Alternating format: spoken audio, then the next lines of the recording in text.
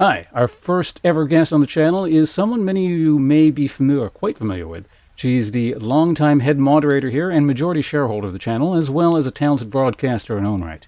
Recently, she's begun flirting with the prospect of full-time streaming and has just speedrun her way into speedrun doesn't matter, into affiliate status. Everyone, please welcome the always wonderful and the always lovely Kira, aka ShyHolo.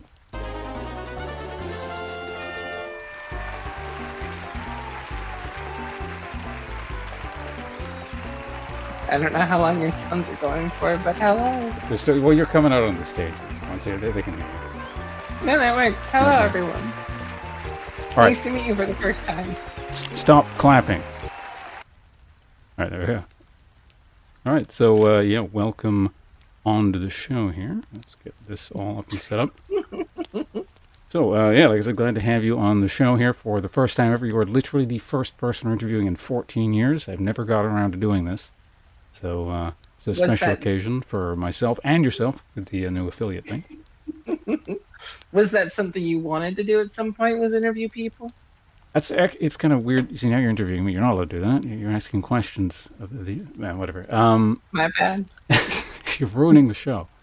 Well, that's the thing. When I first started, like 14 years ago, I had a list of things I wanted to do at some point, like ideas for the show. And one of the really early things was interviewing like various league personalities and stuff. Mm-hmm. And I never got around to that. I think I actually talked to some people about doing it, but it just never happened. And yeah, I don't know, it's 14 years in the making. So again, yeah, I'm not much here. of a league personality though, so. So this is way better. In retrospect, that would just like ruin the experience. A random Vtuber's better than league. I mean, now it would. You're kind of anti-league at this point. I don't know if you need to qualify it that way. I'm just like a reasonable human being who just doesn't like mutilating myself. Oh, thank you, Hope. The time for cheering was a while ago. You're a bit late on that, but okay. A little late, but it's okay. As the head model, let it fly. Just hijack your own stream there. Well, just to kind of get into things a little bit here, sort of ease our way into this discussion, why don't you tell us a little bit about yourself? Anything in particular you'd want the masses out there to know about, kind of in an open-ended sense? I don't know. I don't know if I'd say something that'll go with what you already have planned for later. I don't know, whatever you like. My job here is to adapt and go with the flow and simply provide a platform in which we can sort of explore the interesting aspects of your life and personality and plans and all that. So yeah, it's like an ad. This is a sellout moment for me. Okay, yeah. My name's Kira. I'm a Vtuber here with my new model debuting today, doing a whole like soul collecting kind of vibe. Comfy, cozy, come, donate your soul, give your soul, all those things, and I'll keep it here and cherish it for you. This is kind of a it's a neat atmosphere, or a kind of rough idea you have with the whole aesthetic and everything. Oh yeah. How did you come by that? Like, why'd you decide on that specifically? Well, that was kind of the lore I went with. Was just it's very common in like most mythologies or whatever that demons collect souls and all that thing, and I did like the whole idea or aesthetic of like the kind of scary looking demon or whatever, but it's actually kind of cozy. It was just that juxtaposition there to try and give something kind of different where it's like, I look a little spooky, but everything's good in here, and I hope everyone feels comfy and feels welcomed, and that was kind of my goal and my vibe here. Yeah, well, actually, because you put a lot of work into all that stuff, a lot of work into the sort of the stream in general over the last week or so. What Yeah. made this? What made you essentially decide to get into that at this point suddenly, where you're just putting that much work in, and because you've been sort of on and off streaming for like years, like a little bit, but this is the first time you've really gone into that. So I guess why now as well? That's honestly part of it started. I had been getting more VTubers on YouTube Shorts as you're scrolling through, and I was like, I really like them, and that was something that I wanted to get into, but my skills that I did myself was to learn more of the VTubing or the VR chat and making 3D models and stuff like that there, and I was like, that's two different skills. They don't really overlap. I tried to set it up. It kind of failed, and dream got kind of shattered there. But then I came across another short from actually Nimsy, who was basically being like, "Hey, I'm a new VTuber. I want friends to hang out with and people to collab with. So join my Discord." And it was late at night. I was just kind of like, "Yeah, fuck it. She seems sweet. She seems nice. Let's join her Discord and go from there." And then she was kind of teaching a little bit and helping people get into getting their VTuber and stuff set up. And I was like, honestly, I can kind of do it this way. Did a few streams, it went pretty well, had some fun, and then it just kind of worked out where I'm like, oh, I could make a new model, do a whole debut thing, and like if I'm gonna go this far, I might as well go the whole shit and shaboodle and make the whole everything. So here we are now.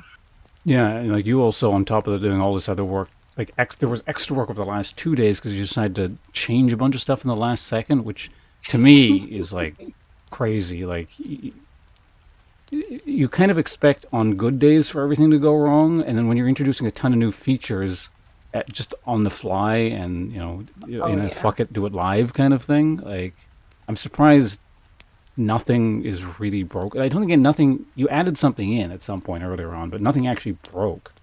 Yeah, So it didn't break. It was a little confusing at first, but nothing broke. The only real the really bad that I've had is my PC will sometimes crash, like at the beginning of the stream, like trying to get that started. So, but aside from that, nothing really broke. It was high stress to like crunch and get everything in at this time frame that I had kind of set for myself because I had affiliate sooner than I expected to, and then I filled out the paperwork and it went through instantly. I was expecting that to take a few days, I'm and I surprised. was Yeah, like, Twitch did something efficiently. That's really weird. right? It went through very quick. And it was like, well, I want to have all this stuff set up before my next stream, so that way I can debut the new affiliate, the new subscribers, and get all that set up. But if I'm gonna do that, like I didn't want to do another stream without that. Like I couldn't take back affiliate, so it was like, ah, shit, I don't want to not stream for a few days. Like I really wanted to, because I didn't stream yesterday, just trying to get all this set up, and so it was like I have to get everything done and set up quickly, so that way I can pick up streaming again without too much of a break. Yeah, it's interesting that it Yeah. kind of worked out that way because I don't know, but like I hear a lot of people fall into this sort of trap where they're like, everything needs to be perfect before I go live for blank, and they just sort of never end up doing anything, which you were kind of doing, but instead of just sort of wallowing and doing nothing, you got everything that actually needed to get done immediately and then went into it. So you sort of sidestepped that in a weird sort of way. Oh. Surprisingly, yeah, a bit Um, of hyper focus, and then I had to take a bit of a break just because this model took way more hours than honestly, this might have been the longest I've took on making a model compared to my other ones, just because yeah, between the few things that were messing up and the details in it and everything, it took a bit longer. So yeah, because sometimes a bit of yeah. insider information for you guys here, because me and Kira, we kind of know each other, sort of. Um, Sometimes she'll just sort of disappear for a while and just like have these projects or like learn an entire new skill and just power through the whole thing. So yeah, this is kind of just another example of that, which is interesting to see that you focus that into streaming in the last little bit. Yeah, Um, it's worked out well. but yeah, So given hopefully all I can keep the ball rolling. given all the effort you've put into this, how far do you want to take this sort of streaming stuff? Do you have any particular plan with that, or just sort of, well, we'll do it for now and see where it goes? Or I do. My current goal is to just kind of be big enough to have a few friends and some people to chat and hang out, play some games, a bit more social interaction in my life. Like if it goes further or if I get more popular, like that's always great. But my goal is just to kind of have enough that there's I'm entertaining for other people, they're entertaining me, and it's a bit of a we all just kind of hang out and have fun. And I got a few other people that I collab with pretty regularly that kind of help with that. So it's kind of this we're all just hanging out, having fun together, and if it goes somewhere, great. If not, well, at the end of the day, we're all having fun. So I think that's probably the best way of treating these sorts of things. Some people, I don't know if they say it in regards to streaming specifically, but a lot of times you'll hear people saying you need a goal to set to do this and blah blah blah. But for streaming especially, I don't think that's necessarily you a need great to go idea. monetize your life. All these Partner things. within 1 month, and that kind of crap. So,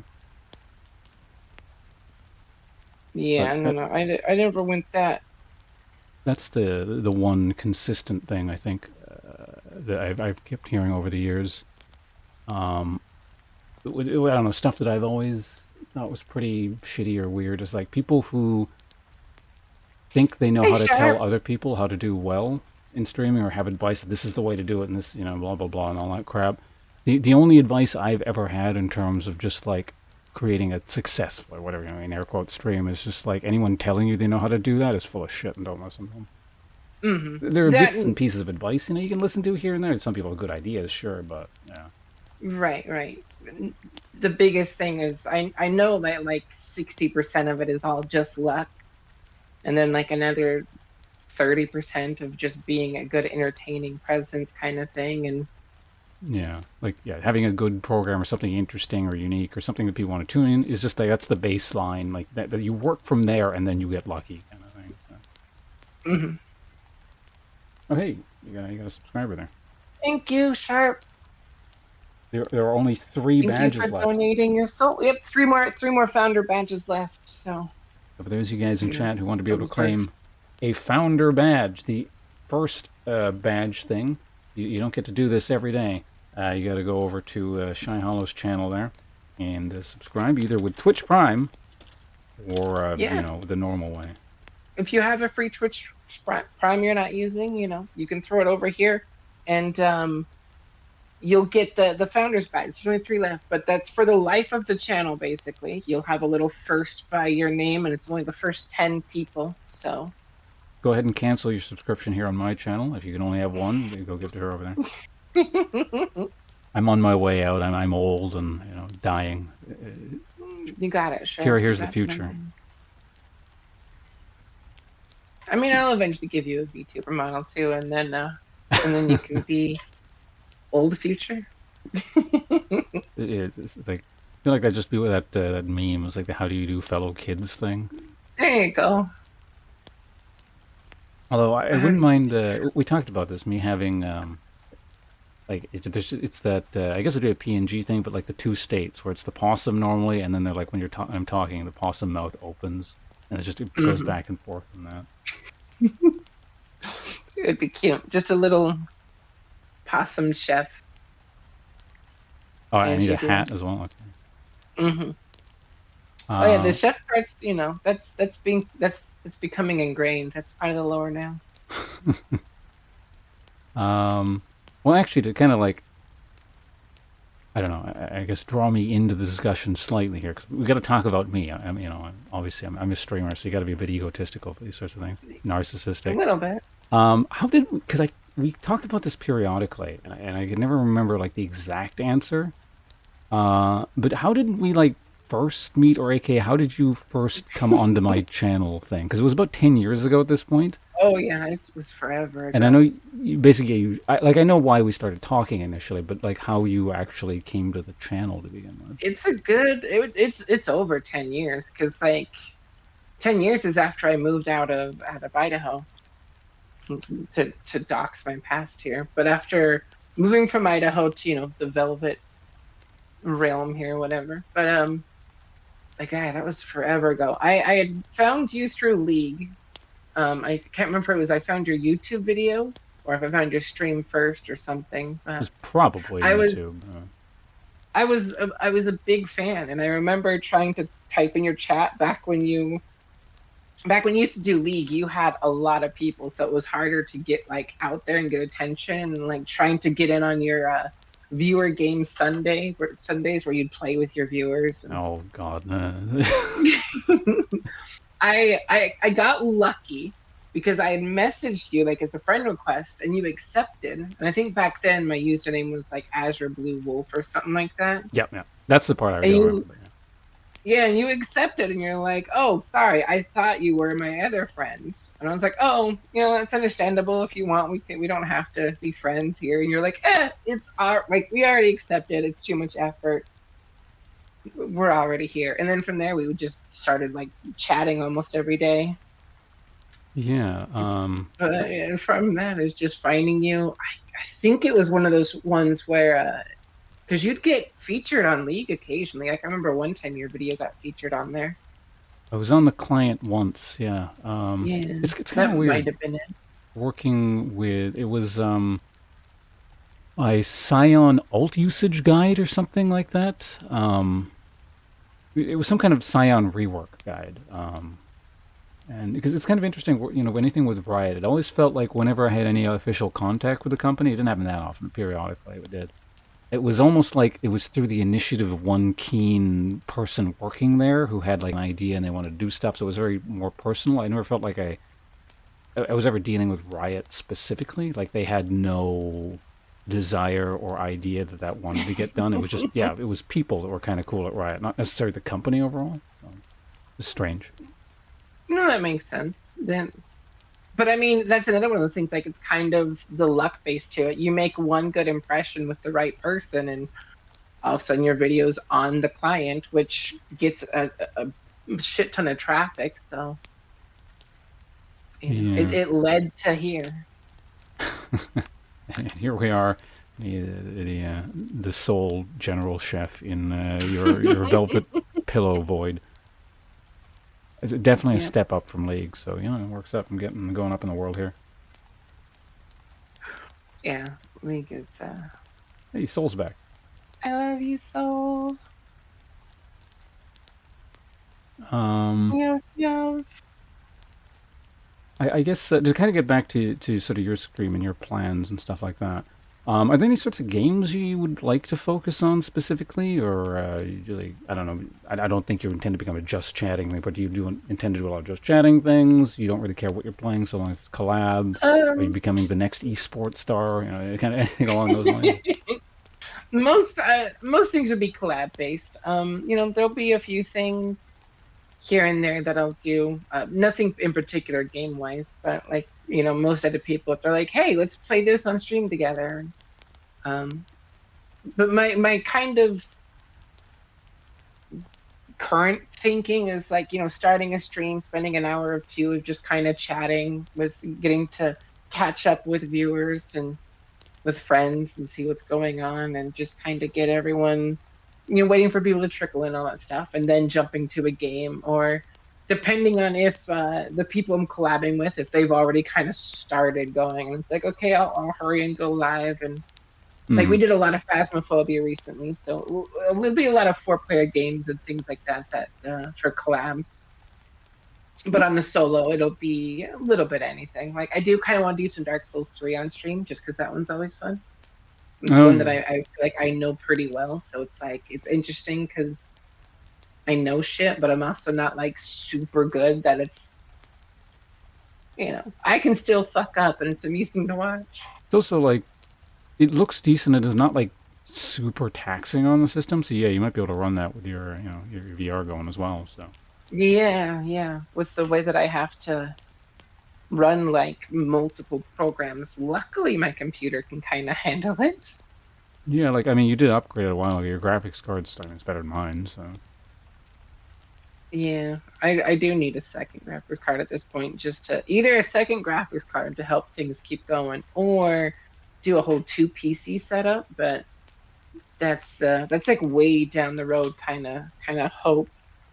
Yeah. So Well, we're kind of talking about you potentially having a different setup that doesn't involve your VR. Like you could always have that for games that are particularly, graphically intense that just won't work with the VR. So, yeah, trying to get kind of a 2D model commissioned or something, or like a PNG kind of thing, to where I can do the stuff without having to be in VR. Even though that's probably where I'll be more often than not, is the 3D VR, just because this works out well. I think it looks good. It's where most of my knowledge and skill in with these things is in the models and on the more VR chat side. hmm so yeah. So Oh, sorry, good. probably smarter. It would probably be smarter to keep it there instead of trying to branch out my knowledge into two separate areas. Is what I'm kind of thinking. Yeah, if we happen to have any aspiring artists or graphical designers or whatever in either of the chats, now's your chance to be paid in exposure on two channels, not just one. So you just let us know if that's a project you want to be working on. You'll get paid in a bit more than exposure. It's just it'll be delayed. Like I promise to actually pay. The hamburger next Tuesday. Yeah, Um, that's something at least. Kind of jump topics a little bit if you don't mind here. Yeah, go Um, ahead. Change the pace a bit. So if you could do like anything at all profession wise, it doesn't matter how unrealistic or whatever, it's not streaming or, anything at all. What would you want to do? Like in an absolute ideal world, this is your job, this is what you're known for, this is your thing. Don't worry about schooling, training, anything. Like you just Um, gain the knowledge to do this thing. for me, it's not the knowledge part. It's definitely the money because I've always wanted to own my own business and just own like a little bar, make it kind of tavern style, Oh yeah, we selling talked about that. homemade drinks. Yeah, yeah, I've mentioned it before a few times because like I really like the idea. Dark's Tavern, making little 3D resin, 3D printed coins. That was the plan I had. I'm going on a tangent here. The plan I had for like helping my business grow is like going to those nerd shops and be like, hey, when someone buys like a thing of dice from your store, can you also give out these little coins and this little kind of brochure thing that explains what the coins are for? Um, so that way, the other companies, it didn't cost them anything. It's just them giving away something with their stuff, and they can use that coin to come to my little bar tavern area, and they could get a free drink from one of the like the homemade drinks that I have, or various things based off the little coins that they don't really have actual value, just kind of tokens for my place. But then that would also help the other businesses to give them more incentive to like sell dice because oh, you buy this dice, you get this coin for a free drink at this tavern. And I was gonna have back rooms set up um to be like all kitted out with Dungeons and Dragons stuff and like high tech tables. Um so that way you could like touchscreen tables to pull up your things, put your little miniatures, like the whole shit and shaboodle of everything. And I still like if I ever get the money, like I'm definitely going for this. But Right, yeah, the big thing is just money. yeah, I get that explains your interest in the EXP restaurant and bar that I used to mention. Or I mean, I still mention it, but because it's a similar-ish idea, like it's essentially a gaming bar kind of thing. You could, if you ever get this, rolling, you could talk to Brian, the owner, a friend of mine. He can give you the inside scoop on what it's like running a gaming bar. Perfect. Because Uh, yeah, that's essentially what I do. The next thing honestly would probably be VTubing. Just like I really do enjoy this stuff, and V2 from the bar. yeah, just kind of do a bit of both. It would be a lot of fun. Yeah, so they could, if they ever want to meet you in person, they come to the real bar at that point. It's an Hmm. extra layer of advertisement. It's just there's a lot of advertisement there. Yeah, hopefully they would all kind of compound on each other, and I could get them all popular through just my feelers out everywhere in all the different spaces, online, real life, friends, streaming, friends of friends. All right, So well, I'm going to jump again to something new if you're cool with that. Now that we're Yeah, kind go of like ahead. eased into this notion of interviewing, which is kind of relaxed answer, however, we're going to go into like an intense segment here where you're going to be on the clock. Are you ready for this? Yeah, okay. Be Calling this quick. 10 in 10. So you have 10 seconds to answer each of these things. I'm going to ask you what your favorite of the thing is, and you have 10 seconds to figure out just off the top of your head what you would say in that category. Ooh, damn, okay. I got to open up the clock here. Wish me luck, everyone. I don't know if I can think that fast. If you can't figure it out, I mean, I guess the timer could expire. You can say nothing, or it's almost like just blurt the first thing that comes to your mind. Yeah, yeah, I get it. But It'll be fun, yeah. I mean, if you want to correct yourself later afterwards, because you say like I don't know, if I say who's your favorite person, and the first thing that comes to mind is like you suddenly yell Hitler or something, and afterwards you can correct yourself. It's not actually my favorite person. No. It's a slip. Freudian slip. I wasn't, yeah, not Hitler. All right. So you ready then? Basically, it starts. It's not exactly, but it starts easier and gets harder as time goes on. Okay, yeah. At least what I think. All right, shoot. All right. Let's I'll do give it. you a countdown. Favorite 5, 4, 3, 2, 1. Color. Red. All right. Next one. Food. Burgers. Okay. Video game. Dark Souls thing. All right. Season. Fall or winter. Kind of that cold time. All right. Type of weather. Rainy. Rainy's the best weather. Country you've never been to. To any other country. I've only been to the U.S. Pretty broad category, I think. You've got 5 seconds. Was the L10? Last count. Oh, no. Like, because you got to give me a country, like a specific country. That I've been to. The U.S. is the only one I've No, been to. you've never been to.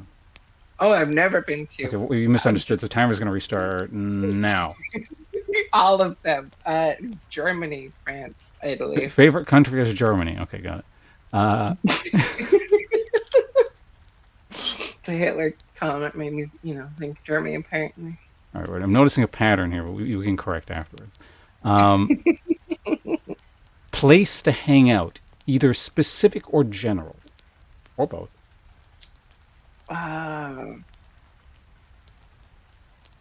Discord. Discord, okay. Yeah. Kind of person to hang out with, like general vibe personality.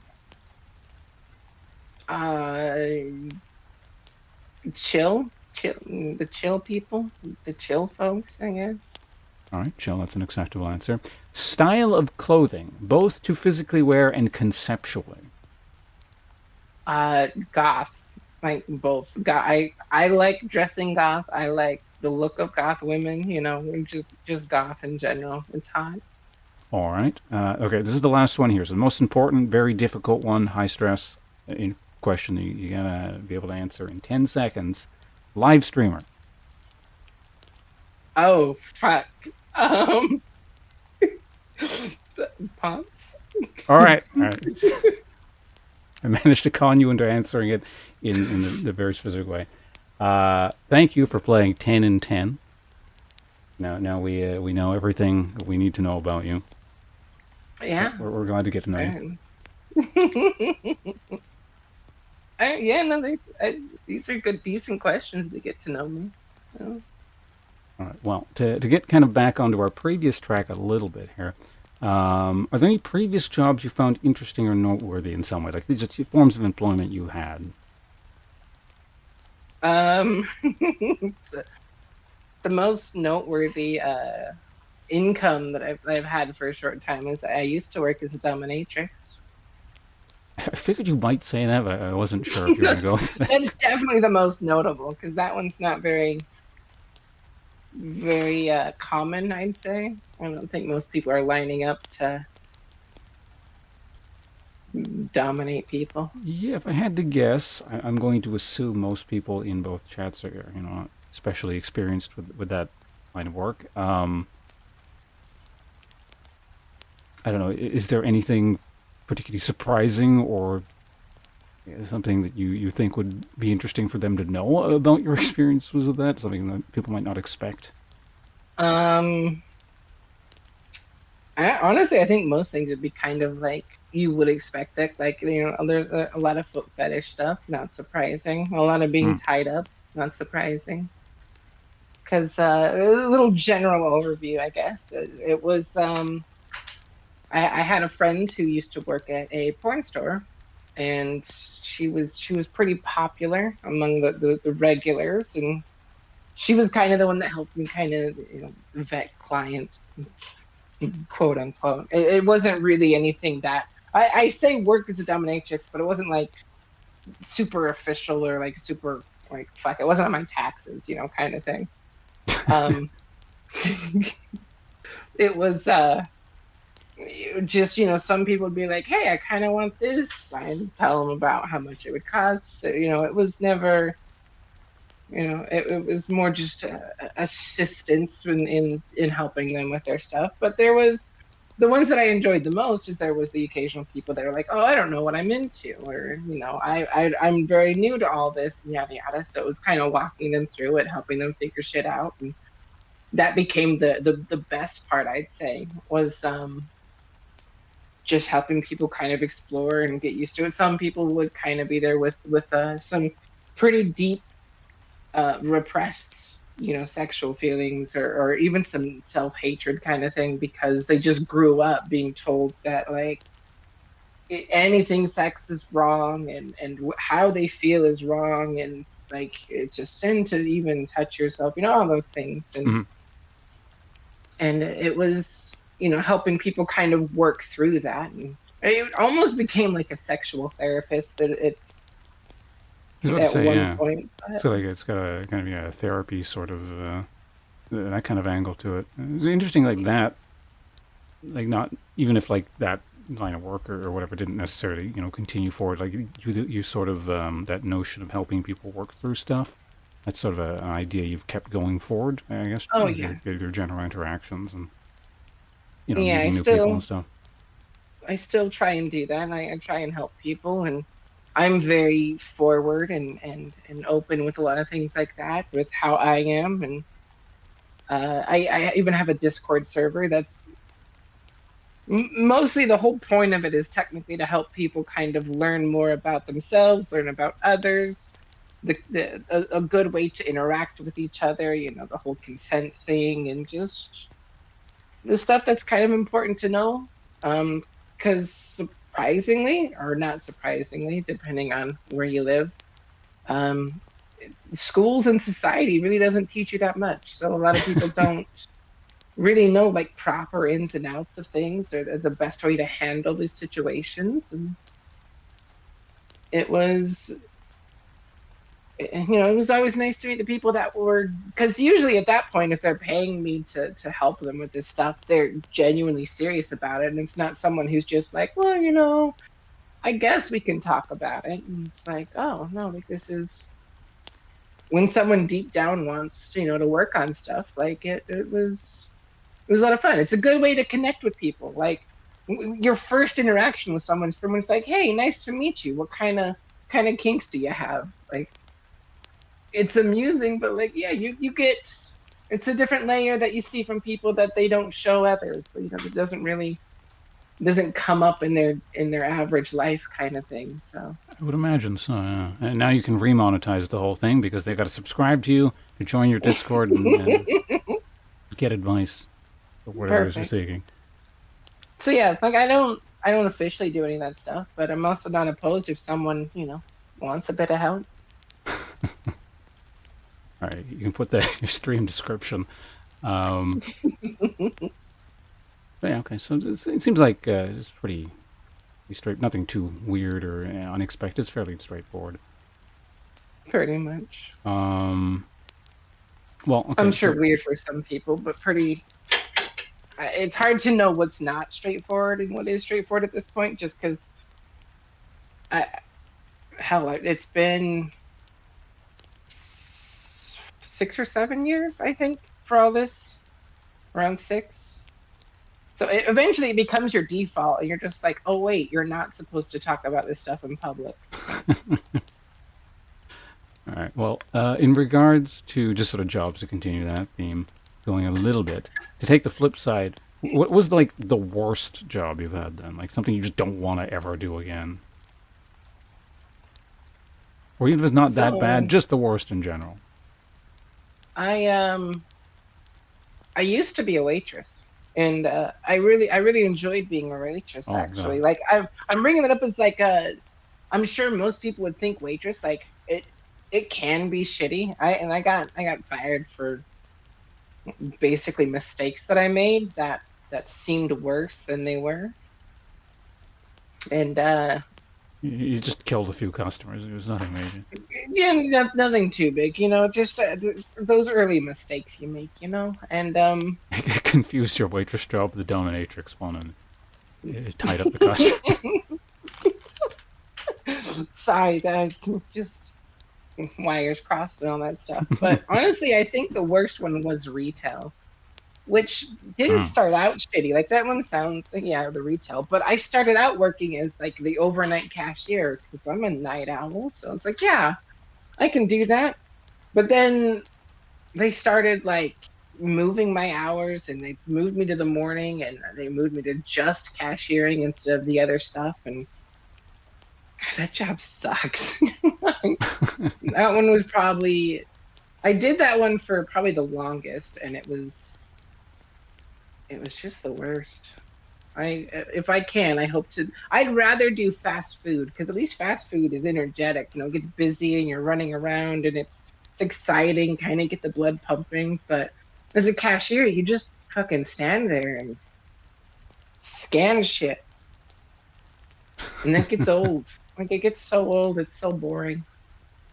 The most fun I would have at that job is when it was raining outside and none of the other cart pushers wanted to go out, and I would volunteer and be like, please can I go push carts in the rain, because at least that's a lot of fun and I get a break. Like I'll go play in the rain, push some carts around, and they'd let me because no one else wanted to. Right, because earlier you said yeah, rain is your favorite kind of type of weather. Yeah, Story checks out. it checks We out. I can wasn't lying. cross-reference. Yeah. It's actually it's a police interview. All right, she's not lying. Yep, we got the lie detector set up somewhere. Okay, well, here's a question about a question. How much of your like it's nothing super personal, I imagine, but how much of your personal, very like early pre-streaming life lore can we reveal here? Because you already talked about like where you're from originally, state-wise, but That's a good point. Because I do want to put this on YouTube, but I don't know exactly. hold on a second. Let me type something to you. Well, can you see Discord still? No. Oh, I'm fine with getting into it. Like okay. even if we go too personal, I just won't Right. Yeah. upload the VOD. So Because I'm not. like, it's not going to identify you, for example, like the exact city you grew up or something like that. It's much more general than that. But we'll give it a go. So, what was it like growing up and working on a dairy farm, and now Oh you're yeah. lactose intolerant? For bonus points for that last bit. Uh, it fucking hurts my heart. Yeah, I grew up on a dairy farm for like the first 13 years of my life, and I figured that'd be okay because you've actually mentioned that on my stream several times. yeah, I don't know when I became lactose intolerant because like I obviously I wasn't when I was younger, and I didn't even know that I was until an ex of mine was pretty much like, "Hey, I think you might be lactose intolerant," and I was like, "No, I can't be. That'd be horrible." So I blame her for giving me lactose intolerance. Um, but it has been hell because I grew up drinking milk with like every meal. Like that was what you had with dinners. You had a glass of milk. We'd have cottage cheese and chips all the time, and we do homemade pizzas a lot. Like everything has fucking cheese. So it is really heartbreaking to go from having nice whole milk fresh from the farm nearly daily to I can't even look at cheese without my body wanting to crumble. That lactose intolerance thing is kind of interesting because, like, I know anyone can have that, but like, to just like not reveal your ethnicity, but just to, I don't know, state that you're not Asian. Uh, it's interesting Not that, or Asian. because like I'm not lactose intolerant, but like sensitive, which kind of makes sense, given my ethnicity. But not to say that every Japanese person is lactose intolerant, but like it's pretty prevalent. Apparently, a lot of people outside of the U.S. are. It's not uncommon to be lactose intolerant at that point. Specifically, I believe Northern Europeans are the only group of people essentially genetically adapted to break down lactose outside of childhood. So Yeah, yeah, that's the other thing that's so interesting is it's if I remember correctly, technically it's being able to if being not lactose intolerant is the gene mutation. Like it's common actually for your body, like by default to kind of not process dairy as well when you get, when you get older, but it's a gene mutation to be able to just keep having dairy for the rest of your life and be fine. yeah, it's the Europeans that are weird. Yeah, What's it's wrong kind with of all of you? cool. So I guess I'm normal. Exactly. Normal You've default. reverted to the normal default human state. Yeah, my disguise is working. It's just too well. Just a little too well. I'm getting the debuffs and everything. Okay. I think this one's fine too, but how much are you willing to talk about your household? It should be stuff that's readily apparent because of, you're Yeah. going to heal people. Oh yeah, like Talking Cal about. will come in and I call him boyfriend and everything. So But that's pretty. again, fairly general. But like, what's it like living in such a big household with so many people in there, essentially?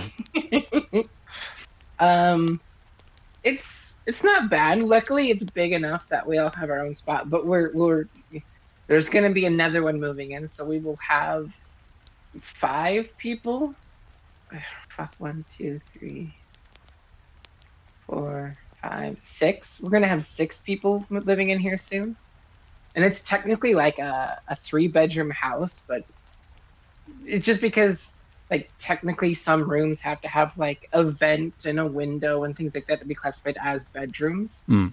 But spaces to live in that could fit a bed and like a desk and other things that you'd have for a typical bedroom, we have like 5. And we got this house actually pretty cheap, surprisingly. And we're just kind of moving a bunch of people in. I'm dating most of the people I live with, so with the whole poly thing going on here. Yeah, you all have a nice sort of setup there, so Yeah, as far it as works out. is it good? It helps with a lot of financial stuff to make things a lot cheaper. Because yeah, like bills are split so much smaller and whatnot. That really helps. And luckily, the house is big enough that like I have a pretty big office all to myself, unless Soul's home. But everyone has some privacy at least with it being this big, which is really fucking lucky, to be honest. And I think everyone sort of delineates specific tasks. If I recall correctly, like such and such does this, you do that, that kind of thing. Yeah, there's different household things that people kind of have as their more responsibility.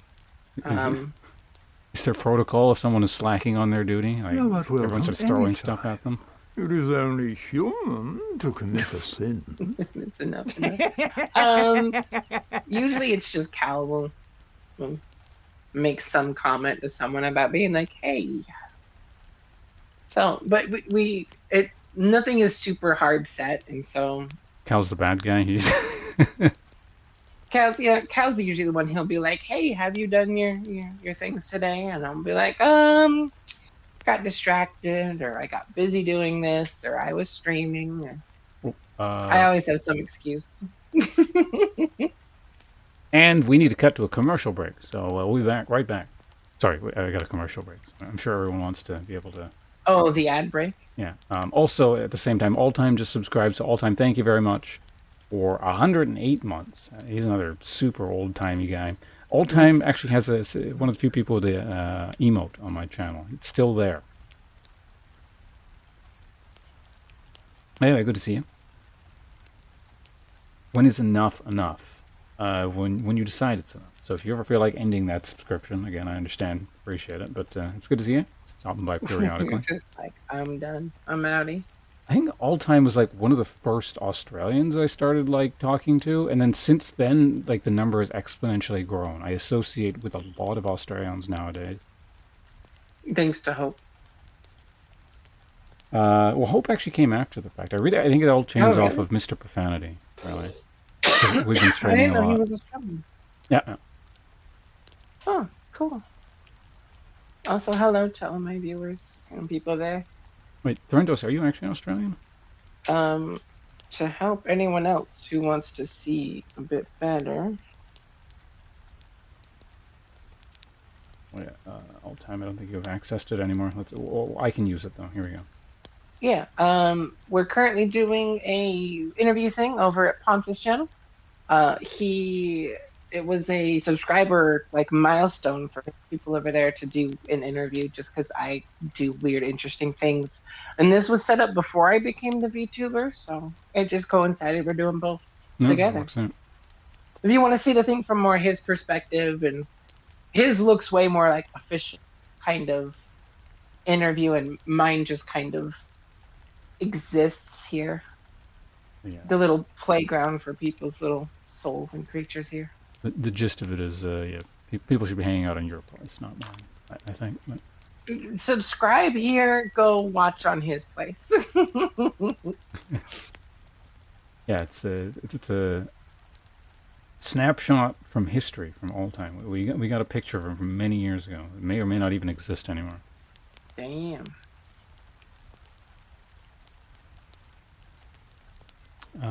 He was very instrumental in just keeping the stream financially going back in the day. He was a very generous man. Oh, there was another one. I don't remember who used to also like really support you financially. Back when you put it at the top of your screen. Probably RJ or AJ, both of them. I can't remember. Oh, Agnosticon as well. Yeah, Agnosticon. That's the one. Like, I miss him. It's been a minute. There were a few cool people who showed up from the League era. I mean, I guess technically you're one of them. You're one of the cool people that actually, arrived from the League area. It was like a lot of And crawled out trash from the league era. that I I'm glad I don't see anymore. But like there were a few cool people. Mhm. All Time, on the other hand, he was one of the bad ones. Typical League player. Typical league player. They stick around. Incident, maybe obviously, not me obviously, but yeah, the ad break's done. So, what were we? Sorry, I cut you off. I had to interrupt with this. The sponsors demanded that we cut to commercials. As they do. I don't know where the hell we were, so. Yeah, we were just talking about like the household. Welcome back, Cal, everyone. Cal was the bad guy, or is the bad guy. Oh, yeah, and doing, everyone kind of having their own jobs and stuff, but. So, if I show up as your full-time cook, is there like room for me to set up a stream office, or are you out of rooms at this point? We technically have another room that you could use. The only downside is on the third floor, or like the second floor, I guess. Ground. Well, it'd be first floor because ground floor, first floor, and then we have a basement. So on the first floor, there's a small little. It's got a cute little window. It's a small little office, but it's kind of a perfectly small little. I don't know. I don't remember if you've seen it from the pictures, but that one would technically work. Maybe And it's because it was an empty house when we were taking the pictures, so like a lot of the rooms looked very similar, but Mm-hmm. I imagine they're pretty distinct now. It's kind of Yeah, strange. Oh, is that good? Yeah, no, I didn't really have anything. You're good. No, it was just a little bit strange how many like seeming cooking employment deals I seem to end up making with people. I remember there's one person when I was in Fiji for the field school thing. I ended up doing, I think, most or all of the cooking for our little household things because we were living in units of 4. So it was kind of like your setup where people were doing different things. I was cooking, I didn't have to do anything else. And so one of the persons I was with, she was like, or basically, I was like, so if you become like super rich, like the world's most famous archaeologist, and you're a multi-millionaire, billionaire, whatever, I can come work for you as a full-time chef. You got to pay me really well. I mean, it sounds like a decent gig. Yeah. I enjoyed the cooking you did here, the bit that you did. Aside from the soup, I don't the one that Miso, yeah. Well, I mean, it's part of the miso soup experiment. was not my favorite. Yeah. So if any of you guys have an occasion to cook for Kira here as a soul on her channel, don't make miso shiru. She doesn't like that one. Other than that, like I really like the curry stuff that you made. Yeah, almost everything else was really good. Yeah, well, I mean, that's kind of that was one of my objectives at the time, to just kind of get a rough idea of the sorts of foods you like. So I was trying to make a bit of a variety of things. So each time we do this, we kind of hone into like your favorite flavor profiles, Hmm. that kind of thing. Which And the miso soup it was kind of disappointing because it smelled really good, but the smell and the taste did not, they weren't the same, at least for me. yeah, because we need to do that as well, like determine your preferred flavor profiles with whiskey. That was the other one we wanted to do, wasn't it? Oh yeah, at some point. I still have your whiskey here, which I've tried a few times to kind of take a drink, and I don't really taste anything still, but That reminds me, I was it's there. watching a video for eventually when we do this, like tips for whiskey beginners to start enjoying whiskey faster. There was a bunch of things that actually seemed like a pretty good idea. I don't remember what any of them were at this point, but I'll find the video again. And no, All also right. that's natto was not part of the experiment because I don't even like natto. Natto is like this sticky fermented soybean stuff. Um, Mm, I can almost guarantee you wouldn't like it based off of what I know. what you already know and everything Yeah. makes sense. Because if you don't like miso shiru, the miso shiru is like super easy in that almost kind of because they're both based off of soybeans, right? So miso paste is essentially fermented soybean paste. Natto is like super fermented soybeans. Mm, The interesting. main thing is it smells bad. Um, Maybe it'd be the opposite of miso soup. It'd smell bad, but I'd be like, this tastes good. Maybe I don't even remember what it tastes like. I probably had it as a kid. I never could get past the smell of it. I didn't like because my mom used to eat it. But Japan has a lot of because it's obviously it's a very old country. It has a lot of very old style foods with preserves and a lot of old people food. Historical foods essentially. It can be some of it I don't like so much. I remember some things my mom used to eat were like something called shiokara. It's one of the other few things I don't like just because it smelled really bad. Which was squid preserved in its own innards. So Yeah, wasn't a fan of that one. interesting. And I like I'll eat most things. Like I'm not picky, but there are a couple things I don't like. I think bananas is actually another one I mentioned. I don't like that. Anyway, Yeah, this is you've about mentioned me. once or twice. We don't. This is not a Pawnce interview. I do. I need to fix. Okay.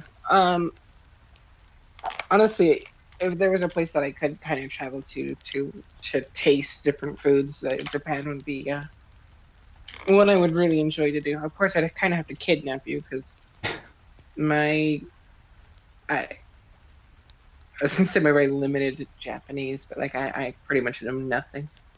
I mean, I don't think I take too much convincing. The only problem is money, unless you can like I don't know, sneak me onto a plane or something. But I mean, we could probably get you, you know, souls, something with souls help. Probably get something set up here. Who knows? because yeah, I mean that's a thing that will have to happen at some point in my lifetime. Several times ideally, but going back to Japan again. I know Aster wants to go there at some point as well. So Yeah, it'd be great to kind of drag you both there. if my grandma's alive, we Get could all of those potentially people. use her house. So Potentially, I mean that would be helpful. I know uh, one of JoJo's partners is planning on taking JoJo to Japan that'd be neat. at some point.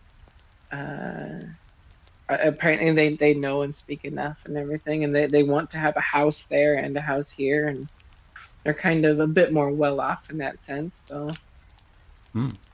it would prices are cheaper. I never know. Probably something to do with the ing being so cheap right now. Next Change year, rate. yeah. Cal's saying like Georgia going next year, I think.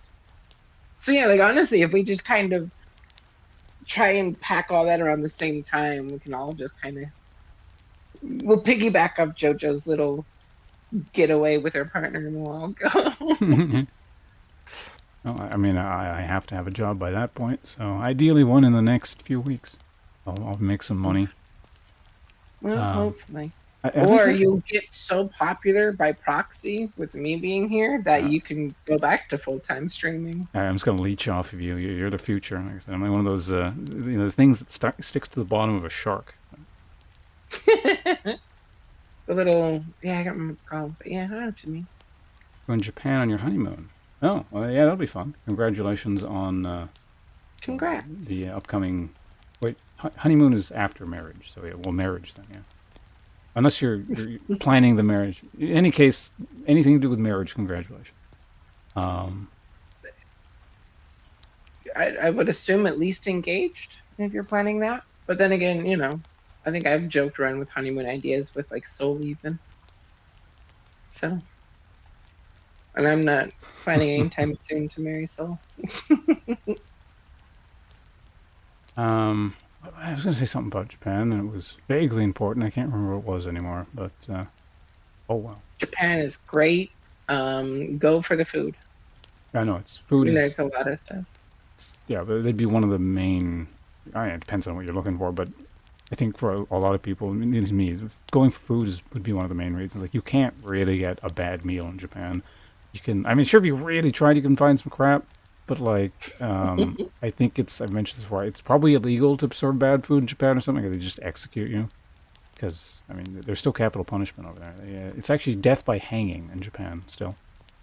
Oh, I did not know that. But at any rate, Fun facts. you could potentially maybe find something that's Content. not for you. Like it's your personal preference. You don't like Mm-hmm. preserved fish heads or something like that. But like the quality of everything is always going to be very good. That's good. That's good. But conned into getting engaged, it's an interesting situation you found yourself in. Hopefully, it works out in the end, regardless. Getting suckered into it. All right. Do you mind if we just like suddenly just shift gears all of a sudden again? Yeah, go ahead. Professional interviewing technique. You're talking about one thing and then suddenly something entirely unrelated. Something different. Keep you on your toes. Throw the guest Keep off. the Yeah. brain a moving. So if you could be president of the United States for just 10 minutes and can make one law permanent that can't be reversed by anyone or your successor, Congress can't screw you over like that, and only Americans have to vote. So it's a U.S. law.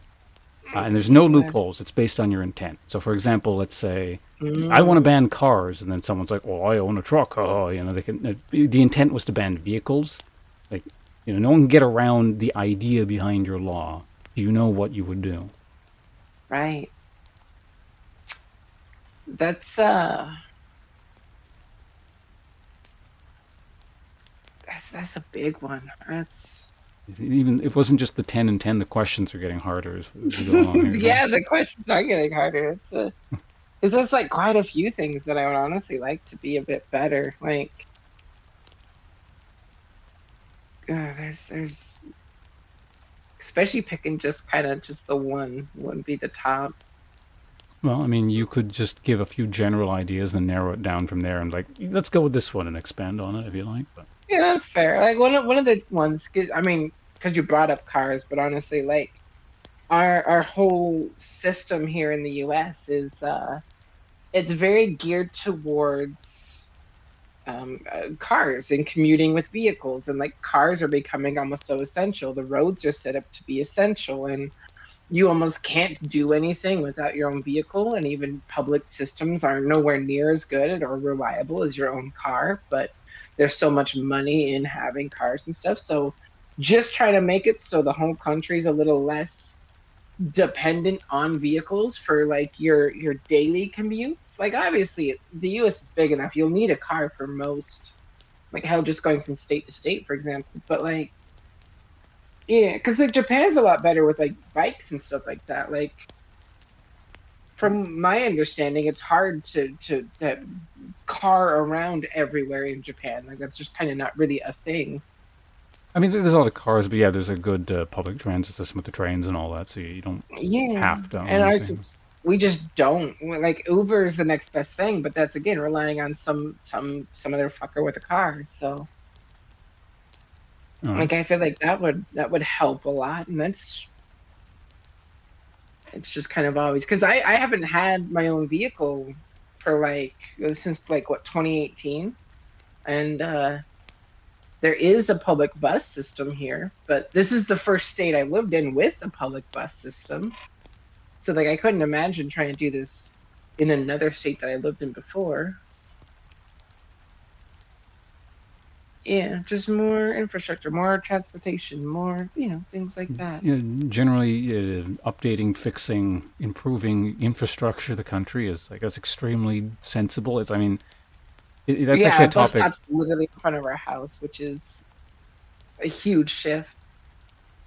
So Yeah, like this place is a little bit better, but it's also a big dense college town.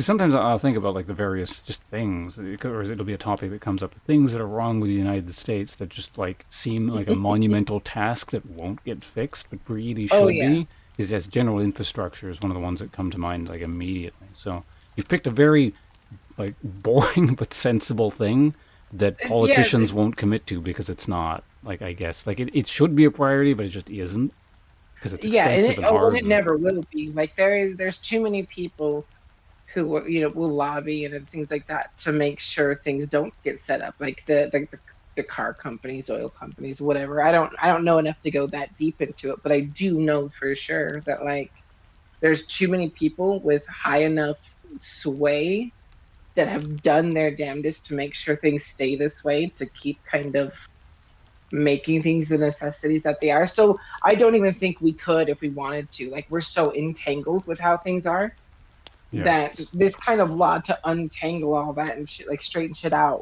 it would like those tycoon games where you pretty much have to just clear the whole map and start over. It's about our only option to actually progress with that. you know the whole infrastructure problem is, as far as I know, one of kind of the rots sort of working and eating away at the states. It's just like this long term problem that makes me think that there's a. I mean, the country isn't screwed. Like it's not going to disappear or something. But yeah, Oh the yeah, country's got a it's lot like of problems at its core, and that's one of them. So. mm-hmm. That is definitely a big. That's also the other reason why that's a good answer to go with is it's regardless of your political opinion, like how the roads and everything need to be better. Like just infrastructure all needs to be. It's a boring option, like Pawnce said, but like I don't know anyone, any of the regular Joes that would may the AI overloads rise and replace human government. That would be they might do a better job compared to some people. I'm sure they would. What you come into? You came into Matters Today with Pawnce, twitch.tv/Pawnce, coming in with our local governments expert and international relations contributor, No, no, no, no, no, no. ShyHolo. Not I. Not I. Um, okay, well, just to kind of piggyback off that question then. What would you do then if this law that you could create would suddenly apply to the entire world? You're president of Earth, and now everyone has to abide by this new law or basically change in something. Ah, that would be. The pressure is increasing here. It's mounting. You're only responsible for the United States right now. Now it's the world.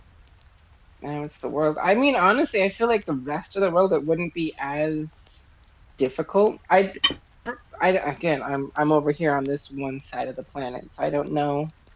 But it seems like most people's aren't so ingrained that way, or at least they have a better springboard kind of thing for. Well, that's the thing too. It would have to be at least somewhat realistic. So you can't just sort of magic infrastructure to everyone kind of thing. It's just like now it's a law where you have to do this in this country. Your country must work towards this kind of thing. Or Mm-hmm. Or I'm Honestly, I changing guess your constitution so people must behave in this way. Something like that. I, honestly, just like the biggest one that would kind of work that way, I think most people already kind of do it, is making things within like walking distance or biking distance better. Like hell, I'm sure most of America could use, bikes to get around, little pedal bikes. I could use the exercise. Like I know that for sure. But everyone in the world gets a bike. That's your Everyone law. gets everyone gets a bike, and all necessities are within a quick bike ride away. You go to the bank, and it's pretty close, or you need to go, or at least for the people who live in town, like less like fuck parking lots, for example. Like there's so much, just tangent here. There is so much room we could have if we didn't have to have parking lots because more people use bikes or walked or buses or things like that. Seems like your passion. And most Is it good? and most of them cost money too. Like you have to pay a lot of money to park here, but you can't not pay the money or you can't not park. Like, so fuck parking lots. That's it. That's the base rule for everything. Do something else. No parking lot.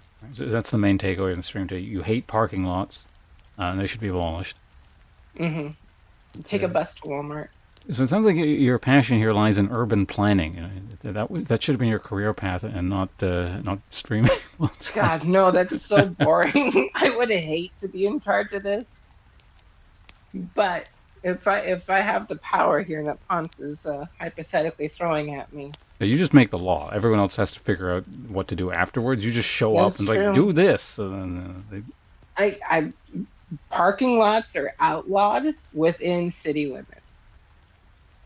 Mm-hmm. That's if you were within the limits of the dense metropolitan areas. There's no parking lots. You take a bus. If you're going to go outside of the city, of course you can take your car. You have a parking lot of this old little diner or gas station that's in the middle of bumfuck nowhere. I feel like there are countries that do this, that where like parking lots are just outlawed in city centers and stuff like that. Mm-hmm. I feel like there's some places that have done that, and like it's a good idea, or like it just saves up because it's so much room. Like hell, like Vegas, for example, just because that's kind of pertinent. Most of their parking centers, so you got the multi-layered things for different like the parking garages that are just so fucking tall and so many stories, and it's all just to try and cram pack everyone's car into this area. Seems like, and if we, yeah.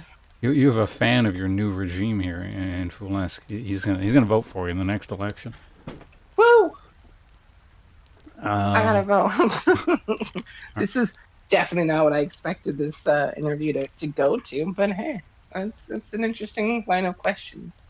You would start building parking lots outside of cities and park out of spite. We've discussed spite, the most powerful force in the universe. Building parking lots, because as long as it's outside, you can park there. But you would have to then take a bus from like your parking lot to somewhere else. Okay, so we've been on this for a while, but this is the final tier. It's level 3 difficulty now. Oh, that was level 2. That was level 2. Level 3 is, it's not just a law, but now you have the ability to warp reality itself for the entire world. But it's got to be in a specific way, and it's just like, essentially it becomes like a universal ShyHolo or Kira law. I don't want to go into too much detail, but abolishing religion. I feel like we'd be better without it. If it's going to be, it doesn't exist, just treat people that are on the planet Earth that you share, like treat them better, and don't worry about an afterlife. Don't judge people based off an afterlife. Don't be an asshole to people on Earth just because you think the afterlife is going to go one way. I mean, just get rid of that idea. Yeah, so sorry. Whether you're right or wrong, like religion could, like heaven or hell or whatever, can still exist. People just don't people don't think about it. It's not a thing. Well, sorry to all Give you people out humans there blowhole. who who've been treating religion responsibly out there. Unfortunately, everyone else has ruined it for you, so you're gonna get mind wiped now. All Yep. your previous religious thoughts and anything to do with that are just gone. Yeah, I've met too many religious people that all have the idea too. It's like, oh, if you're not religious, then what's stopping you from committing all these horrible crimes? And it's like, because I don't want to, because that's just gonna fuck over other people. You don't need religion. I said I didn't want to get into this, but now we're getting That's into this. fine. I don't. You don't need religion to be a good person. You can just be a decent person. Really, you don't go out and rob banks and beat up old ladies on the weekend? Not anymore. That's not normal. No, not anymore. I changed. I grew up. Also, apparently, all time's not voting for you. Which is unfortunate, but Damn, that's fair. Can't win them all. well, Johnny, she's got a personality as well. So what if you do both, personality and policy? You can still vote for her. I fuck parking lots and personality. Fuck the vibe and fuck the parking lots. All right. Well, I think my bizarre line of questioning, I've milked this as long as I can here. So, to move on a bit, I know you're into like brandings, tattoos, scarifications. That's essentially body modification as a category. Yeah. Would you like to talk about that a bit? I think that's an interesting topic that probably. I mean, maybe people know about Most tattoos, but the other people. people don't know like a ton about it. So, your thoughts on that? Talk about UFO. What- Not my UFOs are extraterrestrial. I'm more supernatural. It's a two different worlds here. Yeah, what are your thoughts on UFOs with scars on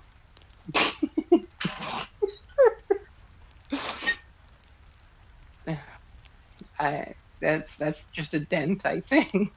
them? Oh, it's a flesh Um, ship. They gained it in the a flesh and dent. the Great Void War of 3072 by the galactic calendar. All right then.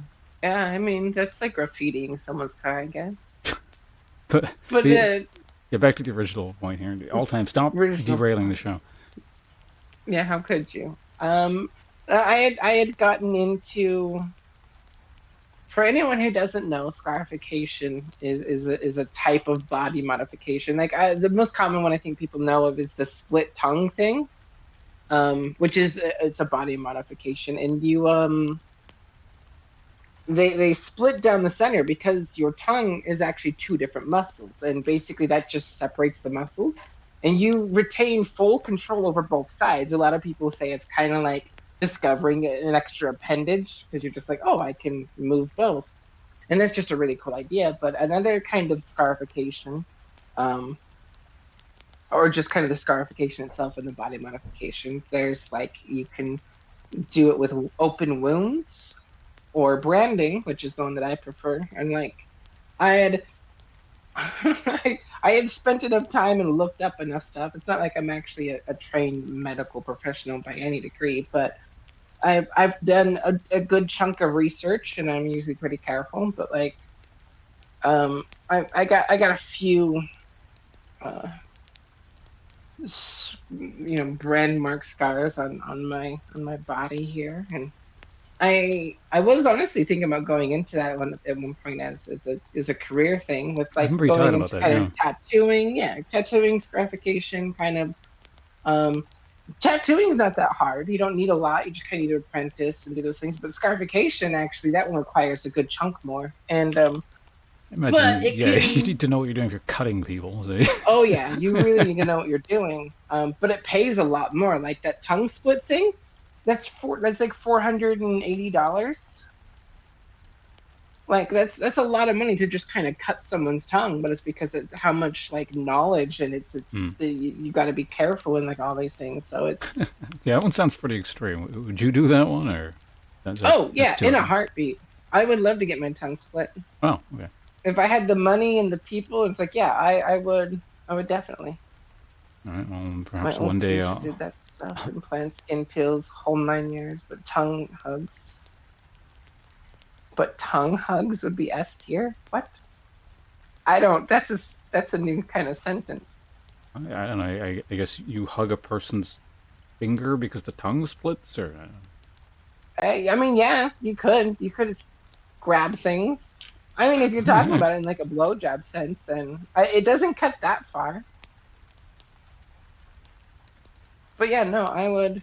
I don't know how far they cut actually, but I've seen some people who will play with their straw with that because you can kind of just think about like a wet, m- fleshy crab claw that you can just kind of pick up and grab things and. so a crab claw after the shell's been broken off. Mm-hmm. Mm-hmm. And I thought about getting it done. No, I get it. Like that is the oral sex of it would be better once you get Oh, once you you actually get had that an done. ex girlfriend that with that. Oh, okay. Someone who actually knows what that's about. All right. Yeah, and those to a degree. Leave it to Foolesque, like the weirdest person in the chat, to like actually have experience with the bizarre things that come up with me. We wanted to scissor our tongues. It's an interesting sentence, but I get it. I would do the same. If I had a partner that also had it, it'd be like, yeah, we have to try it. So, No, honey, I don't want to. We have to. You don't so understand. one day I can just, if I suddenly show up, I can expect to show or have Snake Kira living in the house there. And I don't know if I'll ever have the money to actually go through with it, but No, he's got to make a whole bunch off of streaming.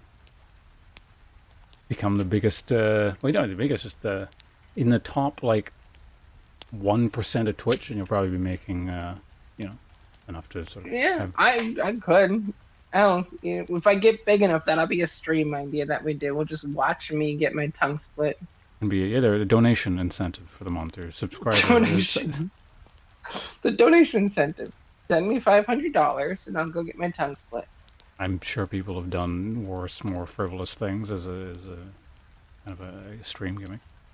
Oh yeah, I'm sure. I've seen some sketch, some sketch things.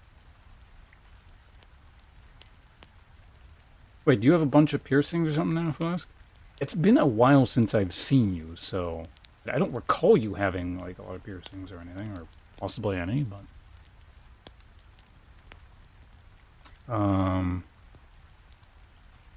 oh yeah, right, this was just the general topic of the branding, tattooing, scarification stuff.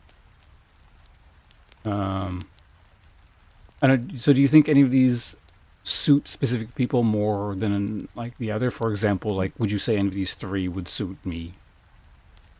Oh, Like if you had to pick one of them, kind of thing. that's I could see you being into branding. Branding is kind of like it's another form of like tattooing kind of thing in the sense that it can be almost just as permanent though. It, it just kind of depends. I do know the interesting thing that I find it interesting. But the darker your skin is, the easier it is for scarification. So like the darker your skin is a little bit harder to tattoo. But scarification actually will come through more. So it almost seems like another option if you wanted to go down that road. Oh, okay, yeah, that's an interesting consideration. Right. Like yeah, I just find it very interesting that My skin isn't particularly dark, but I actually can get quite dark. I have the capacity to. If I'm just like out and about a lot, which I know obviously everyone gets a suntan and gets darker, but I actually do get quite dark.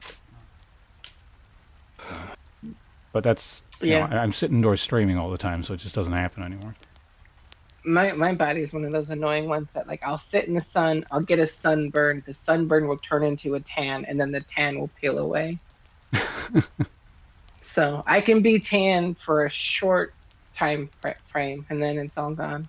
Because we used to go as a family floating down like rivers and stuff like that. Just kind of inner tubing is what it was called. You just kind of get like an old car inner tube because again we lived on the fucking farm, and you just inflate those, put them on the water. You just kind of float down the river. It was a lot of fun, but you will get sunburned, and I hated the feeling of like sunscreen and lotion and shit like that. So I would just power through it. I'd burn. It would suck for a day or two, get nice and tan, and then it'd all go away again.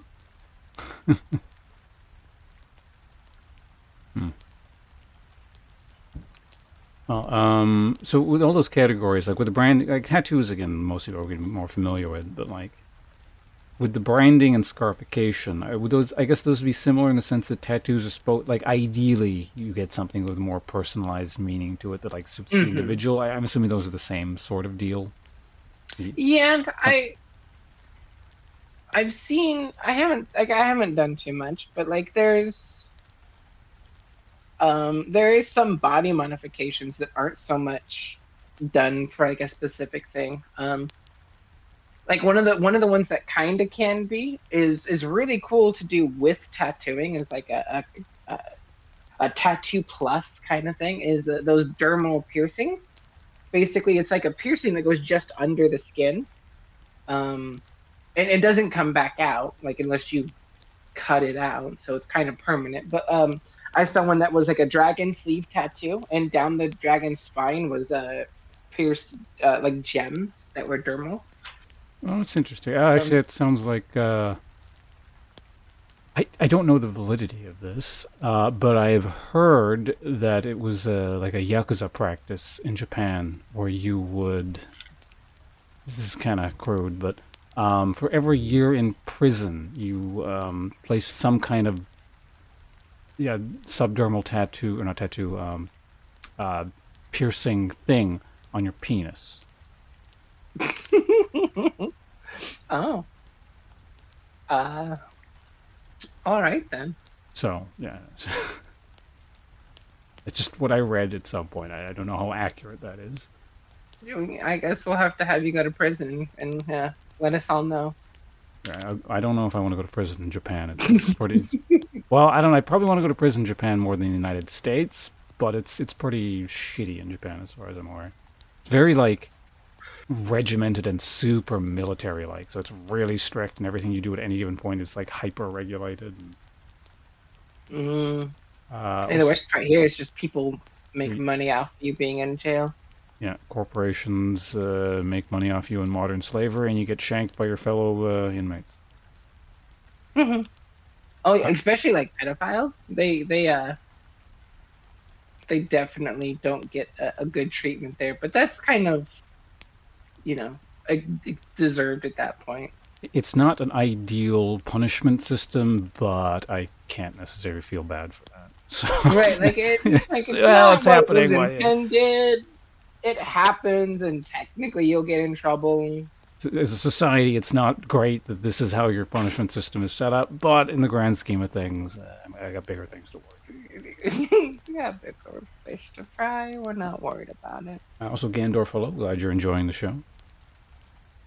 But yeah, with like the different scarifications, I've seen the more detailed ones with the more scars itself, and compared to the branding. I don't know what the actual term is for like the wounds, but it's a weird kind of analogy, but like those rolls of not rolls, those little sheets of like staples, how they're kind of like that little notch staple look to them. That you do that on someone's skin, like you kind of just cut this little trench, and that's what will eventually scar over. And you almost want to kind of do it opposite you would for a tattoo. Like you get a tattoo, you want to keep it nice and wet. You want to put like this cream lotiony stuff on it, take good care of it. Whereas scarification, like you want to keep it clean, but the longer it's kept irritated or like not scabbed over, dry kind of thing, like literally the opposite of what you do with tattooing, the better the scar itself will turn out, because that's kind of your point there. Medical science says do this. You do the opposite. Yeah, do the opposite. Keep it clean though. Like obviously you still wash it with the antibacterial. You still, make sure everything's nice and clean. Keep it wrapped up, obviously. Like it is an open wound and will be for quite a while.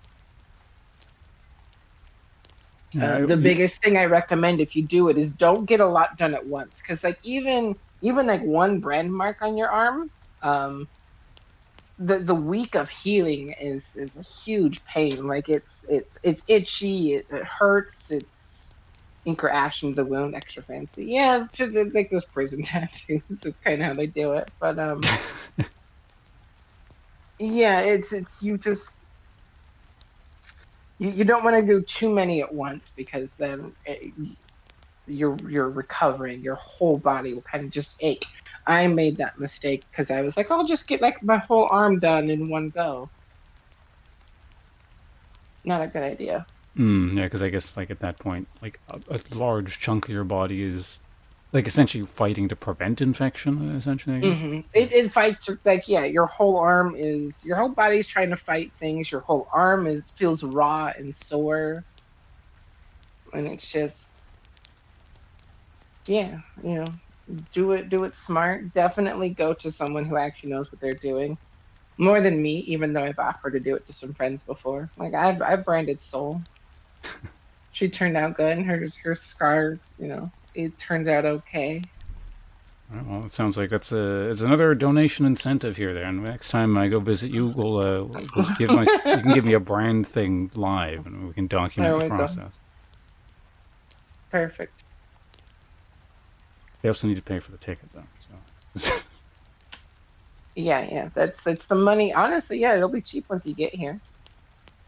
It'll be sanitary and cheap, and yeah, don't do it at home.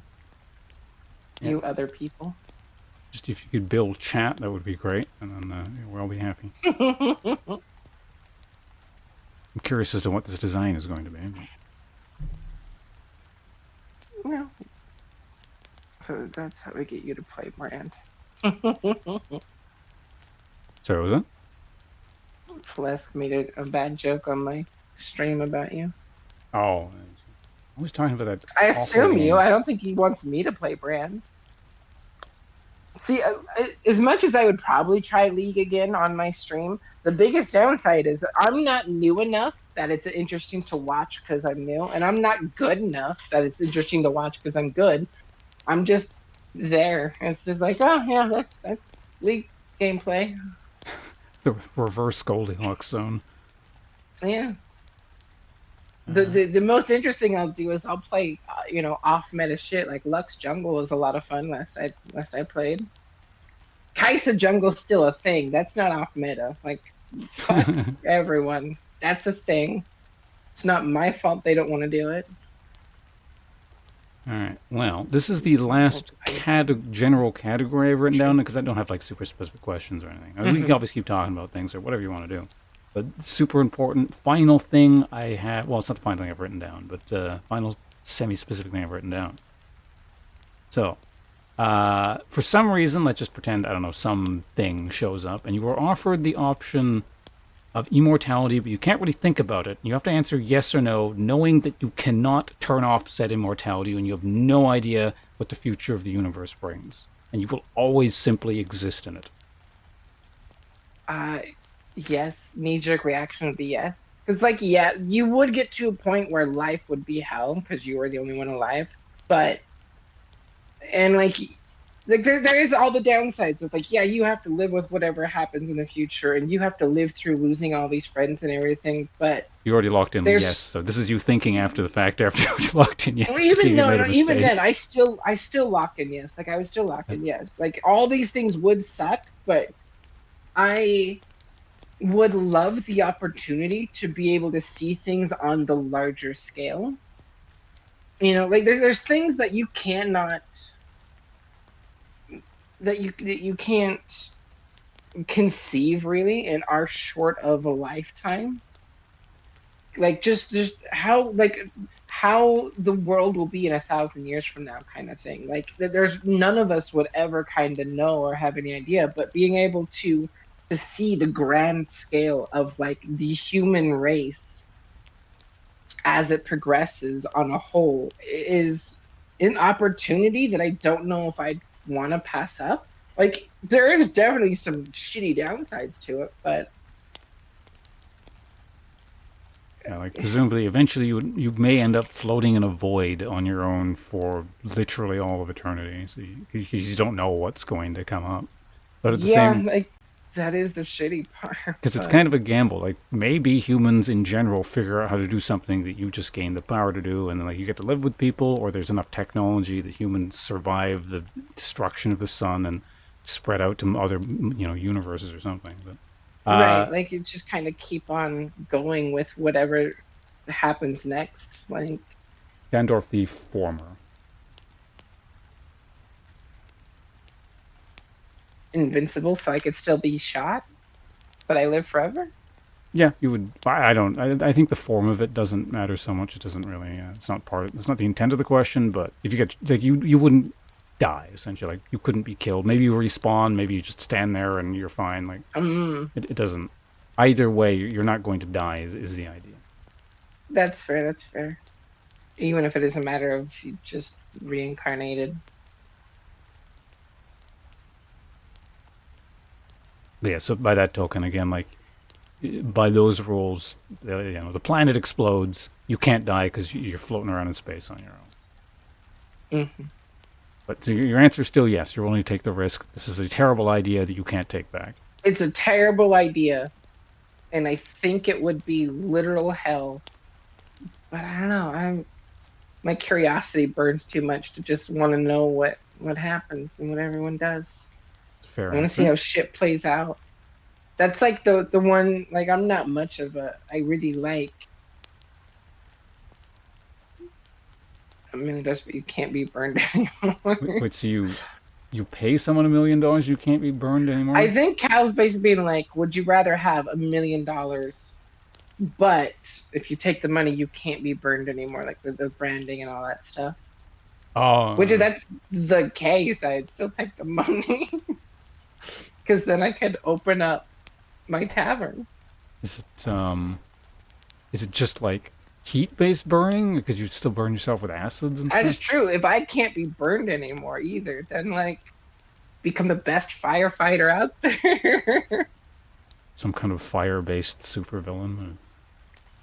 Supervillain, superhero. Like, I mean, that's the other thing with living pretty much forever is depending on how public you are with it, you're just gonna be well known because you exist.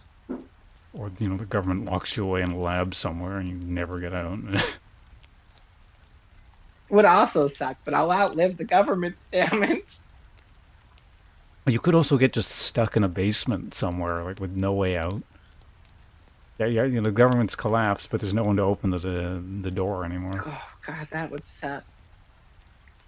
That's when you do the little things. Like that's what I mean by there's so many grand scale things. But like, I don't know, water dripping just right, and you sit.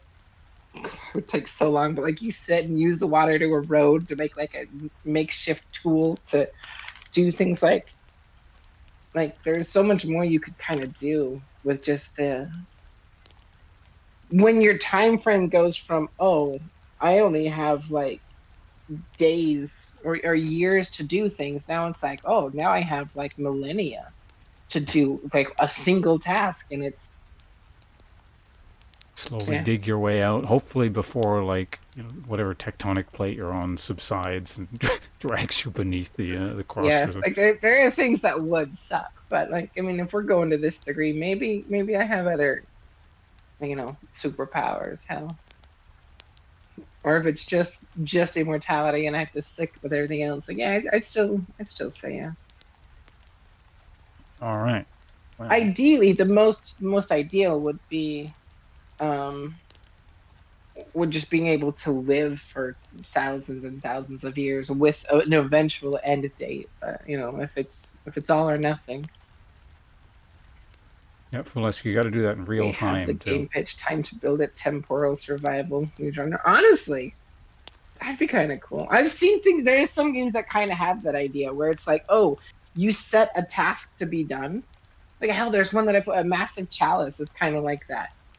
Who's Where that you again? basically massive chalice. It's a turn-based. You play as like a royalty who doesn't age, and there's this very far off threat in like 1,000 years that's going to wipe out your whole existence unless you kind of plan people and get them right. You have to like marry the right people to get the right kind of army and everything to be ready to fight this scourge that's happening in 1,000 years. And you set up little things and then you just let time travel, and then you kind of set up things time travel, and we kind of like that. So that kind of thing does kind of exist to a degree.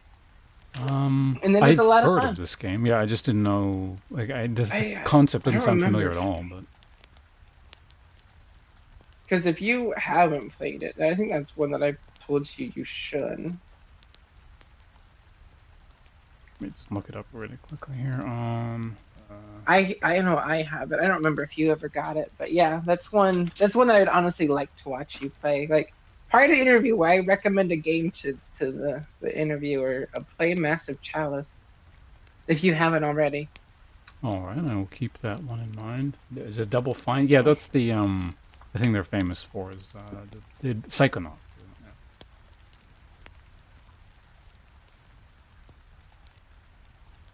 Let's see, you're influencing people to just buy old games now. Apparently, Woo. you're I mean, it's natural at kind of an this. old game, so I'm not too much of a turn-based person, but like, and I never beaten that game either. Like, but that is honestly one that would be not a bad back idea to stream one day, because it is older that like I don't know too many people that know of it. Yeah, maybe we can grab it on sale or something. Or I mean, if I get that a job soon, I can actually buy things. So that's an option as well. Yeah, All right. use maybe some of my subscriber money and send you the game. Yeah, I think you have much more important things to spend it on at that point. But the sentiment is much appreciated. All right. Well, are you prepared to change segment slightly? And I think that's really the last thing I officially have prepared here. And this may That not works. even involve anything because we've gone on. This is our third hour here. It's getting pretty late, but just if anyone from chat happens to have any questions that they would like answered, I think now would be a good time. Not that it was forbidden up until this point. Open it up to the audience if Yeah, anyone this has is anything. audience Q&A. Is there anything anyone would like to ask or know about Kira or anything Specific in general? questions, or you want to throw out a topic that you're like, hey, discuss this shit. What's the deal with airline food? So You get sold away on that one. But there's an actual reason for the airline food thing. I'm gonna take this joke and run with it. But I don't remember the science of it, but basically the altitude does is something with your taste buds. I think like the altitude fucks with your taste buds that's how or you fucks smell with the the way food. food is. Yeah, like so genuinely that is the thing with airline food is because of how high up in the air it's not gonna be as good and kind of a bit more bleh, bleh. I have actually had decent airline food before. Well, in general, when I get on a plane, I don't buy anything because I don't want to spend money. Yeah, I don't Uh, usually either. I think the last thing I bought was M&M's and ginger ale. There was one very long flight I was on that, which at that point the You meals didn't know that. included. See, there you go. I'm glad you know now. Hey, Uh, boyfriend. it was actually again when I went to Fiji. Keeps coming up, but when I went to Fiji for the archaeology thing, it was on Air New Zealand, and New Zealand is, I guess, like known for having a lot of sheep, and and it's like kind of lamb dishes. I guess it's like the common meat over there. So it was a really really nice lamb dinner. I like that. But that's the only one I can really remember. I zoned out for some of that. I can't. I've tried lamb before. I can't. The meat tastes like you can still taste the wool on it. Is my problem with lamb. It's got a very raw is not the right word for it, but I know what you mean. It's got that kind of gamey isn't the right word for it either, but like Yeah, it it's got a just very tastes like an food. animal taste, which Very animal taste to it. Yeah. which is a really weird thing to say, and then say like I actually like it like a lot. I like lamb meat quite a bit. It was the other big meat. Yeah. It was the cheap meat in Fiji. You know, like in North America, cheap meat is typically chicken. Over there, and Mm-hmm. chicken was expensive, or more expensive, and yeah, lamb was cheap. So I was always because I mentioned earlier I was the household cook essentially. I was cooking lamb like most days. For me, that was great because I really like lamb. But I guess for you, that would suck. Yeah, when because we went to like one of those Brazilian grills. I think it's Brazilian, where they bring you that like meat stick and then cut some off for you and bring it to your plate. I tried a little bit of everything there, and the only one that I was like, nope, I do not want to try this again was the lamb. Everything else was really good. I'd love to go back. But I got full on just sampling everything. There's so much. Like there's things like, oh, I really want to go back and keep eating this because it was really good. But I'm full off sampling shit. Fulesco, why don't you start the business and report back to us? See how that one goes. Hmm. But if it takes off, and you become rich, remember to pay your royalties for the ones who gave you the inspiration. Uh, What are your thoughts on the Imperium, and do you have a moment to talk about our Lord and Savior, the God Emperor of mankind? Um, I have no thoughts or opinions on Imperium or the God Emperor, so does nah. does Cal always want to get in like Warhammer discussions at home, and he's never indulged? So he's just like I chomping bet at the bit. Cal is itching to have conversations with someone about Warhammer. But there's not a lot of people who get that in depth into Warhammer, so he's kind of like it's kind of like that faint itch. He's like, I kind of want to scratch this itch, but it's okay. It's fine. I can live. I can deal. Not everyone knows. What's probably hard to I'll find just sit here and wallow in it. probably hard to find good people to actually talk about Warhammer that are interested in it because just like a lot of the people who are really into it, particularly like online that you'll find, are just really shitty, weird neck beard type like weirdos. So Velasquez most likely I'll expire in an unfortunate prototyping accident. I mean it's that would sealed in make his own sense. helmet. Keeps pumping in food and can't turn it off. The pressurized feeding helmet just keeps Unfor- filling up. unfortunate creamed corn accident. But he's wearing a helmet full of string cheese. Oh, jeez. Cheese. God, I'm hungry now. I want So, food. Is the interview host going to be providing meals for the evening? Because yeah, unfortunately, I'm we blew the hungry. catering budget on the writing, so Damn. there was nothing left. You know, that makes sense. You I don't want to. There's like nothing else open. Ugh. I'm going to go make. I have taquitos, I guess. I can make taquitos. I can live with taquitos. actually, I what don't do want you, to be annoying, always talking about Warhammer, but on the other, I do like to at least throw some Warhammer jokes out. That is kind of what you're known for, is throwing out some Warhammer jokes. no one understands, and then Cal's sitting there going, "Damn, if Pawnce was here, he'd know what I'm talking about." Everyone will get to the gist of like, Cal's talking about Warhammer. Yeah, okay. Warhammer. Good on you.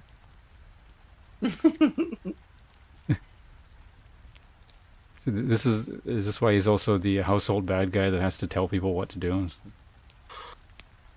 venting his frustrations that way? Yeah, probably. God, it's a good thing we're getting close to the end here, because Oh, I'm out of shit. the yeah, and I my butt after realizing I'm not in go mode anymore to try and get all this shit set up and ready to go. It's like, oh, I am tired. I have done so much shit. Yeah, I you're like, wanted to stream for longer and do more things, but like I'm probably gonna call it here soon. we just reached an ad break. Yay for ads. All right, I'm going to have to cut you off there because we need a word from our sponsors. I'll talk to you all in a minute. But we actually just keep talking in the background. Which actually is what happens in those talk shows, if I recall correctly from the 90s or whatever the last time I saw them. The host guy was like, we need to cut to an ad break, and then he'll cut the person off. But as the ads sort of start fading in, you see the host person talking just casually about stuff while the ad break's going. I don't have it. I don't know if I have ads on my thing. Like, I haven't gotten a warning. I don't. Or there has been ads and I just don't know. You need to set it up. Otherwise, you get pre-rolls. It's kind of a mixed bag. I run them now just to start to get rid of pre-rolls. Just after what, 3 straight days of blending? Blending. Yeah. 3 Blender. God, I am. If I never have to look at Blender again for at least a week, I'll be happy. Speaking of, Cal wants me to do his avatar next, so we'll see. But I will definitely be taking the next day. Tomorrow, no Blender. No. The only thing I'm gonna do tomorrow is work on the stream avatars. Getting that all set up and going. All right, welcome back. We are really live once again with our lovely guest, ShyHolo, aka Kira, from twitch.tv/ShyHolo, as we kind of get towards wrapping up this interview. So, that wasn't really an actual thing. So sorry, I interrupted you. No, you're good. I don't have. I do have a few other things on my avatar that I could kind of show off, and that's about the only thing left that I have. Actually, yeah, because we talked about this, but they may not know that you were planning on a bunch of channel point integrations, like with your avatar doing stuff. Yeah, and some ideas. That's gonna take some time, but there is a thing here to where hopefully like channel points or based off like subscribing and stuff like that, that there's different toggles and things that'll happen on my avatar. One of them, hopefully, would be spawning like a little flame here that kind of sits, and that's why when someone subscribes, like I'd get their little soul here in my hand, and it would just be kind of sweet because then they actually can kind of give it, and then I can, despawn it. Just eat it. Whatever you do with the soul, give it a little lick.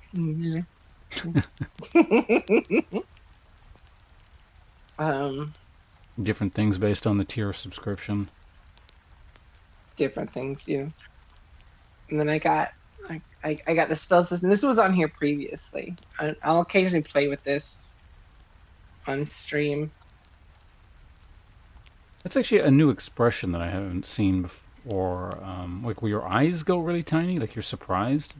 Yeah, something you added on this one. Surprise based. Yeah, I added better because, like I said, this was pretty much from the ground up. So I added a few more facial expressions. The most in-depth one is just the surprised one. Spells. Speaking of, I don't know how loud this is. Right, I wouldn't be able to hear it because I don't have your. Otherwise, I'd get double audio because I have your stream muted. But that's true. But this is chat? usually to burn chat for misbehaving or whatever. How's the volume on the particle effects / spells over on your chat over there? Yeah, if they're too loud or too quiet.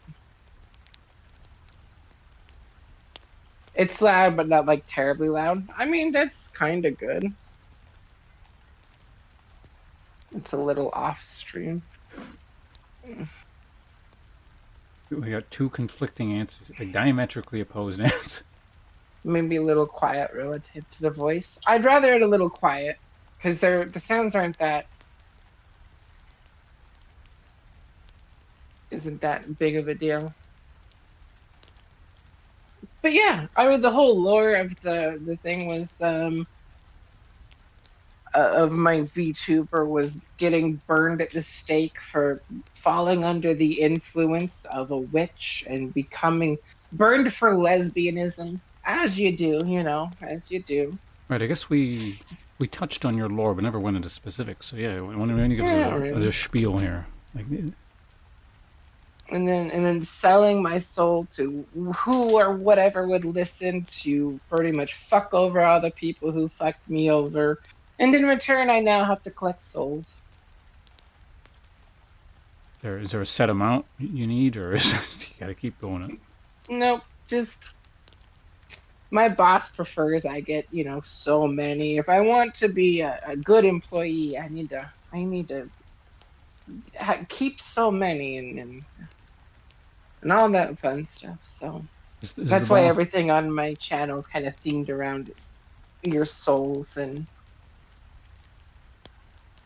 yeah, all those dang quotas. does the boss have a name yet, or is that a plot point that hasn't been revealed to the audience yet? I'm gonna give the not lazy answer and say it's a plot point for later, and not that I just don't know it. It's completely intentional to be delayed. I mean, I think that makes sense. From a kind of perspective, it's this big important reveal that'll come out later. Yeah, that's the DLC you gotta pay for. Only No, tier I'm 3 sure. subscribers are let in on the secrets of the inner sanctum. Yeah, totally. And then I was also gonna put on with the iteration is also changing the outfits so people could use channel points to change the outfits. Like there's one that's just kind of a hoodie, got a swimsuit, which is not really more revealing than the default outfit. So yeah, if you want. And then there's the whole the shadow form part, the demon part that just masquerades as a person. Wait till your channel gets like super popular. You have thousands of viewers, all just spamming the change skin button, and you just flickering between different skins the whole time. That doesn't look as good on there with the chroma keyed out, but you got little fire wings. Yeah, no, that was the one thing I am kind of prepared for. Is it's tell your boss the soul paperwork is over too. Is that Cute. VR chat? Yeah, it is. So yeah, you're just doing it through VR chat. Yeah. It's an ascended VTuber with just even more detail. Yep, I got a lot of stuff. A little ring of fire here. I've spent a long time just getting all this set up and all of these toggles and getting the VR. Like I said, this is taking me days. Nope, actually there is on the camera. We'll do a little. Actually, no, that'll fuck up too much. But there's a little in-game phone camera thing, and one of the masks you can have is just a green screen background. So I'm actually in like a regular world. I can show that part real quick here. Break the illusion a little. The world was a lie. The world is a lie. I'm just kind of sitting here. But it's chroma keyed out. So yeah, it's there's a little peek behind the curtain.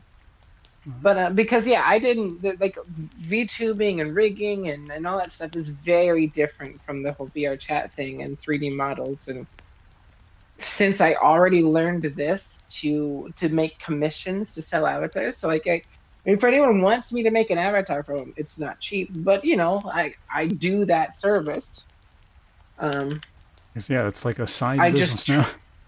Yeah, that's the side business. That was originally going to become the main business, but the side business is making avatars for people. And I just kind of took that knowledge and made my own thing.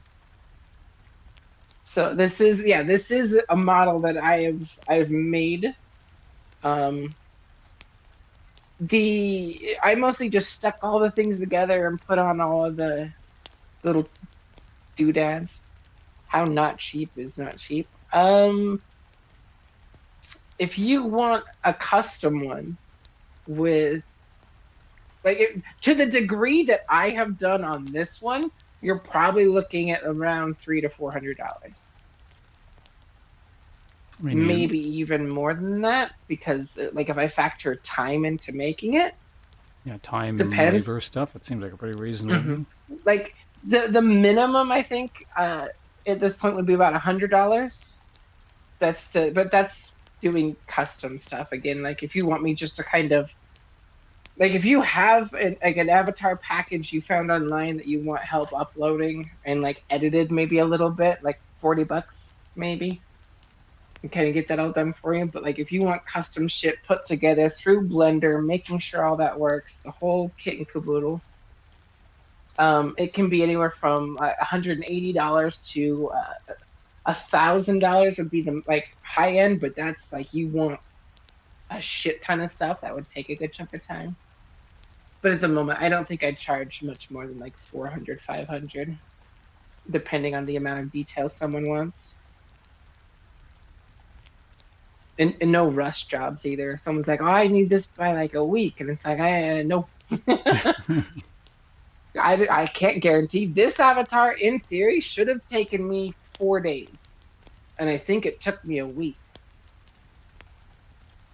Oh, So I that's thought still you cheaper were. than a really good VTuber. Yeah, some of the really high-end VTubers are still way expensive. Like that's kind of why I joke about it. I learned the wrong things. If I learned to make and rig VR or VTuber models, probably be making a bit more. Just wait until someone programs an AI thing that will just program your VTuber model on its own. It'll crash the market. I that would suck. I'm conflicted on the AI thing because it's like honestly, a lot of my assets have been made with AI, like the stream layout and some of the sounds, like the music for the intros and the outros. Like that's all AI, but I don't have the skill or money to pay someone else to do those things. I don't have the skill to do those, so it helped in that sense of like I don't have to worry about accidentally stealing something from someone because I was using pre-made assets before that I don't know if I technically had the rights to use, kind of thing. So the AI stuff it can be used bad, but like honestly, it's helped me a fuck ton, and at least I'm not doing anything. Like I'm not stealing from people now, which is a huge plus. So It's interesting because your background with making this sort of stuff is, yeah, the whole VR chat stuff, where I think there's a bigger concern with stealing people's assets and, who owns what. And then so you ripping come into models. streaming and you're really worried about using assets you're not supposed to. But if you don't have that kind of background, no one on Twitch gives a shit about that kind of thing at all. So it's just it's a free for all here. Then it kind of makes sense, and yeah, it's definitely just a bit different background thing because yeah, it's in a very artistic sense like this and model creation and using assets that technically weren't bought through the right channels is very kind of frowned upon. And I don't want to eventually get to the point where someone's like, hey, you used my stream layout that was made for me and it's stolen, and it's like, oops. So that was part of the getting everything moved over to OBS, is also getting all my own things. So I know in the future someone can't be like, hey, you took my shit. And I'm like, no, fuck you. I did this myself. I did this myself with AI. So fuck you. Well, aside from that, do you have any like plans in terms of what you're doing like after we're done here? Are you just gonna head off and eat something, or are you planning on streaming more? Or... I'm probably going to be done streaming for today. It's maybe my head's starting to hurt, kind of. It's hard to tell. Um, so probably not tonight because I do want to be able to stream tomorrow. So Mhm. I am going to try to shoot for daily streaming at 10:30 p.m. Eastern Standard Time. So, roughly when we went live today is going to be my goal going forward. To do the daily. If that ends up being a little too hard, or like, oh yeah, I can keep up doing daily, but each stream's like maybe 2-3 hours, then I might cut back to every other day and do longer streams. Those are kind of the two ideas I'm playing with now. But yeah, a lot of that will depend on kind of how that goes. But for the moment, from here forward, I am going to try and do daily. Is my goal. Sounds good. It's like the opposite end of the day from when my schedule, in air quotes, is supposed to be. So we're not So you can, competition. you can spend the day watching Pawnce, and then you can come hang out here and drop your souls off to the daycare, and just kind of have a comfy time. Sit and chat. Tell me about your day. I'll tell you I'm proud of you. And as a reminder, that sounds like a good idea, which it is. You can follow the link in my chat there and acquire yourself one of the remaining three founders badges. One time only. Founder badges left, and then that won't be a thing anymore. Until you get partner, and then there's some more founders badges. But for the time being, this is your only chance to acquire a founders badge. So. Yeah, partner is what I would need. 750 average viewers. 75. 75 average viewers. Oh, yeah. It's a little more realistic, I guess. Yeah, but 750, like no one would have a partner. Yeah, that. Throw one to Merc. Oh, right. I do. Yeah, I want Merc to get one. Poor little fucker. Oh, gifting doesn't count for the sake of. That's interesting. So you could actually like deny people founder badges. Yeah, the griefing. The scummy the griefing strats of you gift someone a sub so they can't do their own and get the founder's badge. Although I do wonder if you were gifted a subscription, you could afterwards upgrade your subscription to be like, I'm paying for the next month as well. I feel like they would probably give it to you, but so yeah, that you're making them either miss it or pay more. Yeah, it's kind of like that whole take this or double it and give to the next person and see how that goes. They get one, but they have to continue to say, yeah. That would make the most sense. Yeah. Continuous have to get it. I mean, at least, yeah, I guess that'd be a good way to hold it for someone. But yeah, 3 left. I have no idea. Yeah, Pawnce message in my chat. The little flame thing is the little tier 1 badge. It's so cute. And then it changes color the higher tier you go. Yeah, because you're by default tier 3 on your own channel. So you have the red one. You can, if you like the default badges, like me, because I'm supposed to have like a founder thing, but like I can change a setting. Purposes. Yeah. So if you want that, you can actually change something in settings. You don't have the founder. But that's how a high value proposition this is. I actually spent money I don't have in order to snag myself a founder's badge. So. The first founder of the founders. Cal was the first on stream. You were the first, like the moment I finished the paperwork, you're like, and send? Your first subscriber, your biggest fan, your oldest friend.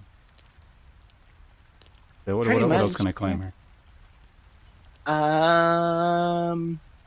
Longest pet. You have that one. Fair enough.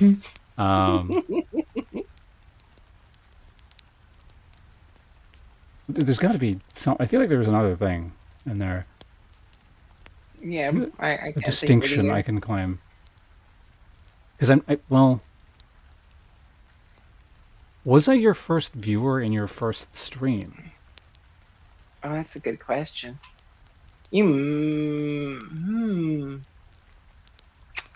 I don't know. I don't know if I was alerted to the fact that you streamed like when you first started. So that might. There is a high possibility, but not a guarantee. So yeah.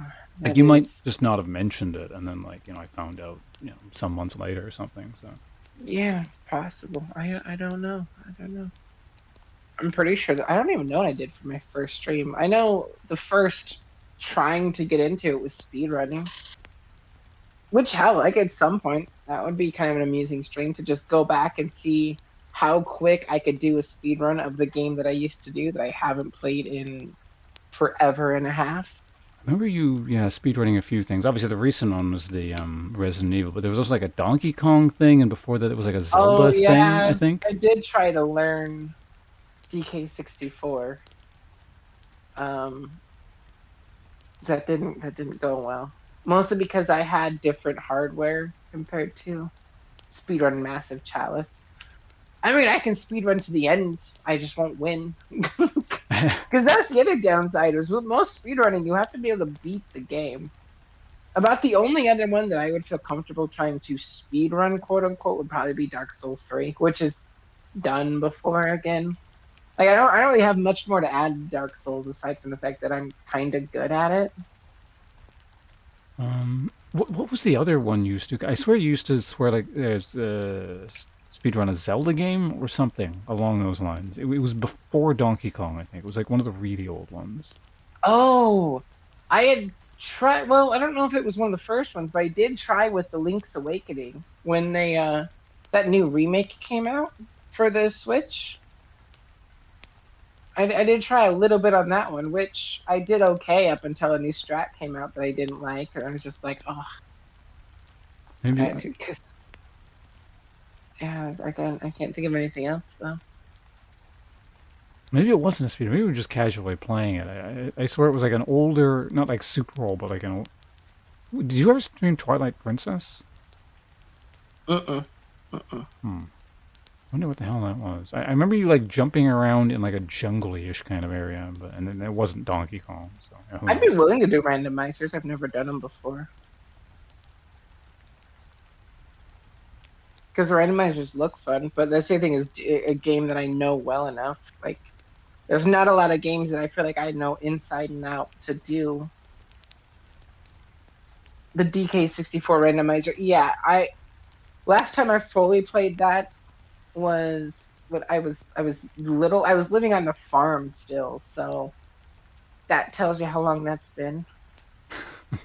I was younger than 13.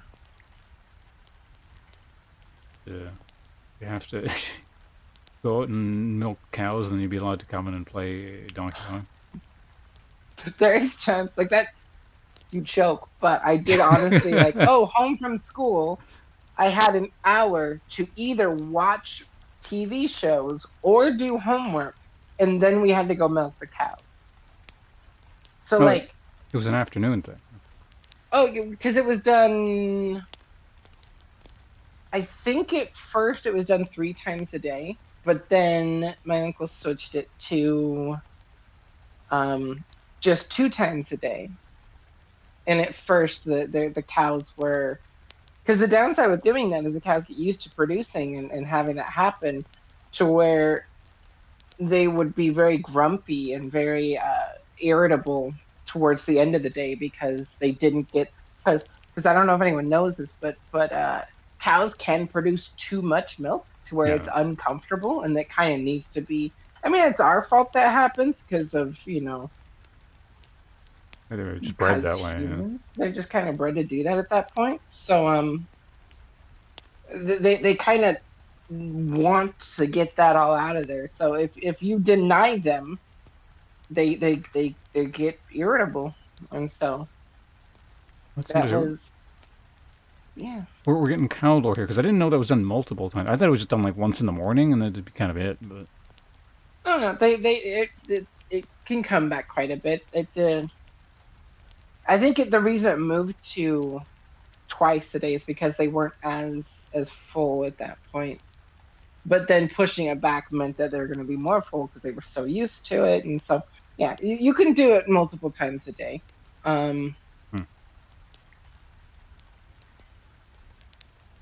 Because it would be, I'm pretty sure that it was either the fact that each cow could be milked twice a day, or we just did because we had like over 300 cows, and I think there is a good possibility because it's been so damn long that it was like 150 in the morning, 150 at night, roughly. Like it Hmm. was that kind of split up to where we do holding pen 1 and then holding pen 2.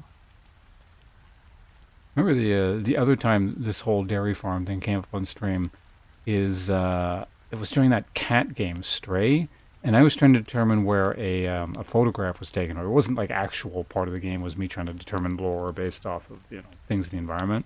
And so I could determine, or I had maybe a rough idea of probably where it was taking place based off things like fauna, flora, and like general geography and stuff like that. Like because I know kind of that sort of stuff. But cows, I don't know shit about. So we went to ask you. I don't even remember this. Like what Vaguely, is very vaguely. what can you tell us about this cow in order to just maybe potentially guess where this photograph was taken? And you had like a pretty good answer, like way more detailed than I was sort of expecting. So, Yeah, that sounds about right. Like, because I used to do in my school. Mostly I did it because you could get out of school. But the FFA, the whole Future Farmers of America thing, because at the fairs there's different judging things you can do. There's like pig judging, there's cow judging, there's judging and tasting different cows' milk because cow's milk can taste different based off what kind of pasture they were allowed to graze in. Like one of them is onions. If they're allowed to graze in an onion field for long enough, like it kind of gets this other. You can kind of get the different tastes from based off what food the cow had eaten, and it doesn't start tasting there's like onions, does it? Because that sounds really gross. But I don't. I don't remember if it was the fact that it had a hint of onions or just like, oh, this flavor equals that it was onions. I hope Because the I mean, I latter. remember it wasn't great. Like none of the milk was like, ooh, I would love to chug this, but it's like it's not a huge like a difference, I don't think. And I think now the reason why you can't tell that with a lot of store-bought stuff is it's all just kind of mixed together and people keep things in a pretty grass-fed and I mean, onions can have like a bit of a sweetness to them, so I hope it would take something from that side of things, like that kind of Mhm. somehow comes through. Yeah. And that makes sense because, like, I know, for example, Pretty like similar. milk in different countries just tastes different as well. That's probably like probably the whole processing part of it as well. But I know Mhm. like milk in Japan tastes way different, and frankly, just way better than your average milk here in North America. I Like could that, believe it. I really like how milk in Japan tastes. Very good. Which is weird when you think about that. Like we were talking the whole lactose intolerance thing, where just probably Mhm. most people over there are lactose intolerant. But I think if I had to guess, there's just something done to it where by default all milk there probably has Mm. less lactose in it, or is it like a lactose-free variant or something? Because then when you buy lactose-free milk here, I find it's sweeter. So I don't know if that process does something. But So that's the problem is we're not 100% sure if I have just a lactose intolerance or if it's an allergy to whey because yeah. using the lactate milk, which is just it's still just regular milk, but they add the lactate thing to help your body digest it better. I would still get some pains and stuff like that from drinking those ones. Oh Which yeah, yeah, I they can't do have drink a too bit much of of a that sweeter either. taste. Um, to where this we were like, oh, maybe it's like an actual whey allergy. Because honestly, there's the super processed like Kraft singles cheese. I can eat that like on sandwiches, and as long as I don't have Yeah, too much, I can eat it fine. So the because that's super not cheese. pasteurized shit, That's yeah, that's questionably fine. not even biological matter. So yeah. Pretty much, yeah. So I think that stuff kind of. So yeah, we're not sure, but yeah, like the lactase milk is much sweeter. And back when I was in the whole mindset of like, oh, keep out sugar, anything sugar is bad, I would do unsweetened almond milk, which was horrible. The only time I loved it was in smoothies. It's actually really good in smoothies. But then I had a girlfriend that she was kind of like, no, we're not buying the unsweetened kind, and I was like, yeah, okay, fine, I'll deal with it, and tried it. I'm like, oh, this is what is needed because it's actually tolerable now. Goat's milk? I've So never had goat's milk. I I had haven't goat either. cheese and I don't like it, so I would, if I had goat's milk, I would hope it's nothing like goat cheese. But Goat milk and goat cows have cheese a just lesson. It's got this You should be weird able to eat flavor. hard aged cheese because it loses lactase as it ages. That's interesting to note. Eating goat cheese to me feels like what I imagine just biting into a goat would be like. Just a goat that's, running around. It's That's not how meat. lamb meat tastes like. I You're was just thinking, biting yeah, into it. like that's probably Ah, your impression of lamb. that furry bastard over there. I'm gonna go bite it. And that's what lamb's meat is, but with charred cook on it. It's like that crispy charred thing on it, which is good on meat, and it's just that plus wool. Oh, I've had goat. I really like goat. I'm just saying, like, you walk up to a live goat that's wandering around and you just bite it. If that's what the dairy tastes like, or That's the what I'm milk. imagining. Like, I don't know. For some reason, that's my impression of what this goat cheese tastes like. I just If don't you eat goat. feed a goat, then the goat cheese tastes like goat. There we go. I think Honestly, that's how you also get. Is it what's the technical term? Spongiform encephalopathy. that's a Well, big word. I don't know. I guess it wouldn't be. Well, it would be some kind of prion disease because that's mad cow specifically. So I don't know what the goat equivalent of mad cow disease is. Spongiform encephalopathy. There we go. All right then. Ugh. Yeah. Mad goat. Is that a video game? I mean, there is the goat simulator. I was That's a actually video I was game. mentioning a while ago because there's that goat simulator, that genre. It Mhm. seems like it's wasted because that I feel would work best as a possum and not a goat. It simply I mean, made the honestly, I could see it because there's a few games that have kind of tried to capture that genius, so to speak. There's a deer simulator. I've heard there's a lot. Yeah, There's a few of them different ones. Honestly, the raccoon one was kind of cute. That's found one of those. But yeah, a possum one would work good too. It would be like a semi stealth game where you just have to play dead to like get away with things. oh, that's what you were going for last. Okay, well, thank you for explaining. Yeah. Now the world understands your joke. Meh. Meh. It wasn't a bad goat impression, actually. A new skill we just learned that you had. Oh no, I don't. I apologize for doing this. I don't want it to be a thing. I can do guinea pig sounds. I don't know if you ever heard that one. But No, I don't think I have. I can try. I don't know if it comes A through the redeem microphone. one. Meh.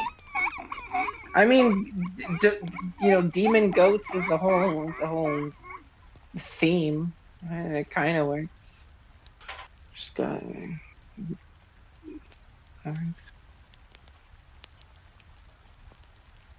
I think your mic's cutting it out. I didn't hear Yeah, it. that's the thing. It's like because I have a filter on, so it's mostly like Mhm. throat sounds, which mics don't pick up as well. I But I got I got an interesting for everyone. I can teach you all to whistle like a cricket.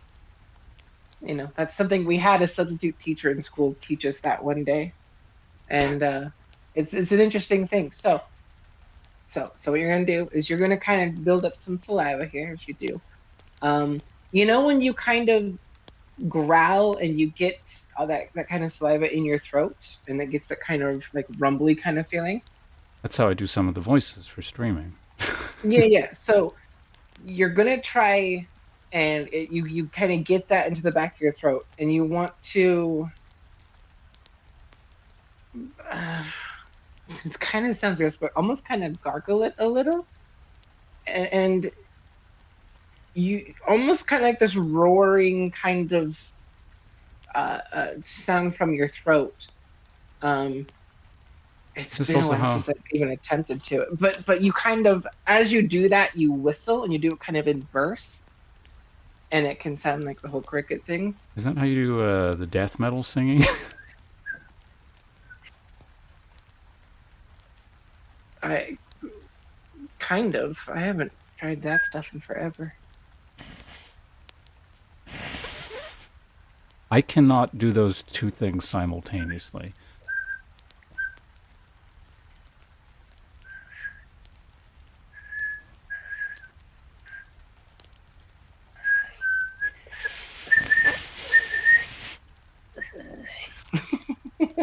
been forever.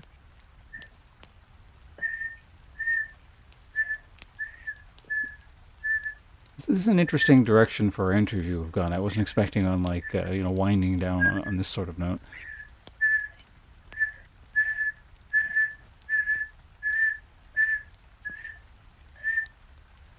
The winding down of crickets playing in the background. Never heard it explained that way. I mean, that's how I remember it. Yeah, it's kind of like that's the voice that hurts my throat, so I can't do it for extremely long periods of time. But if I have to read lines for like a demon or a dragon or something, it's almost like I flood my again, sounds gross, flood my throat with saliva essentially.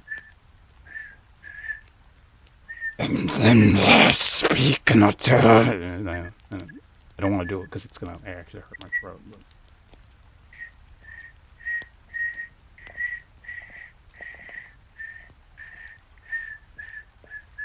I can't do it any better. But yeah, that's roughly it. There you go.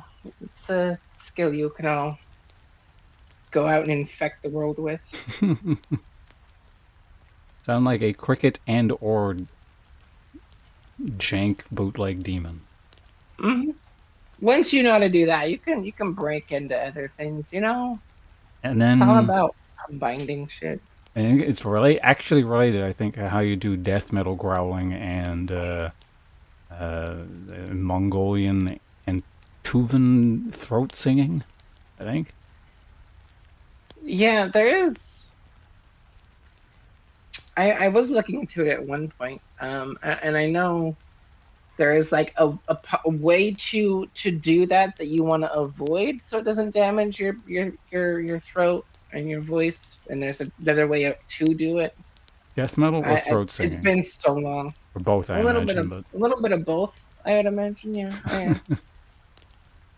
It's been so long since I've looked into it, but I do know that there is a wrong way that will damage your throat and your voice, and there is the right way which you can do for a long time without any damage.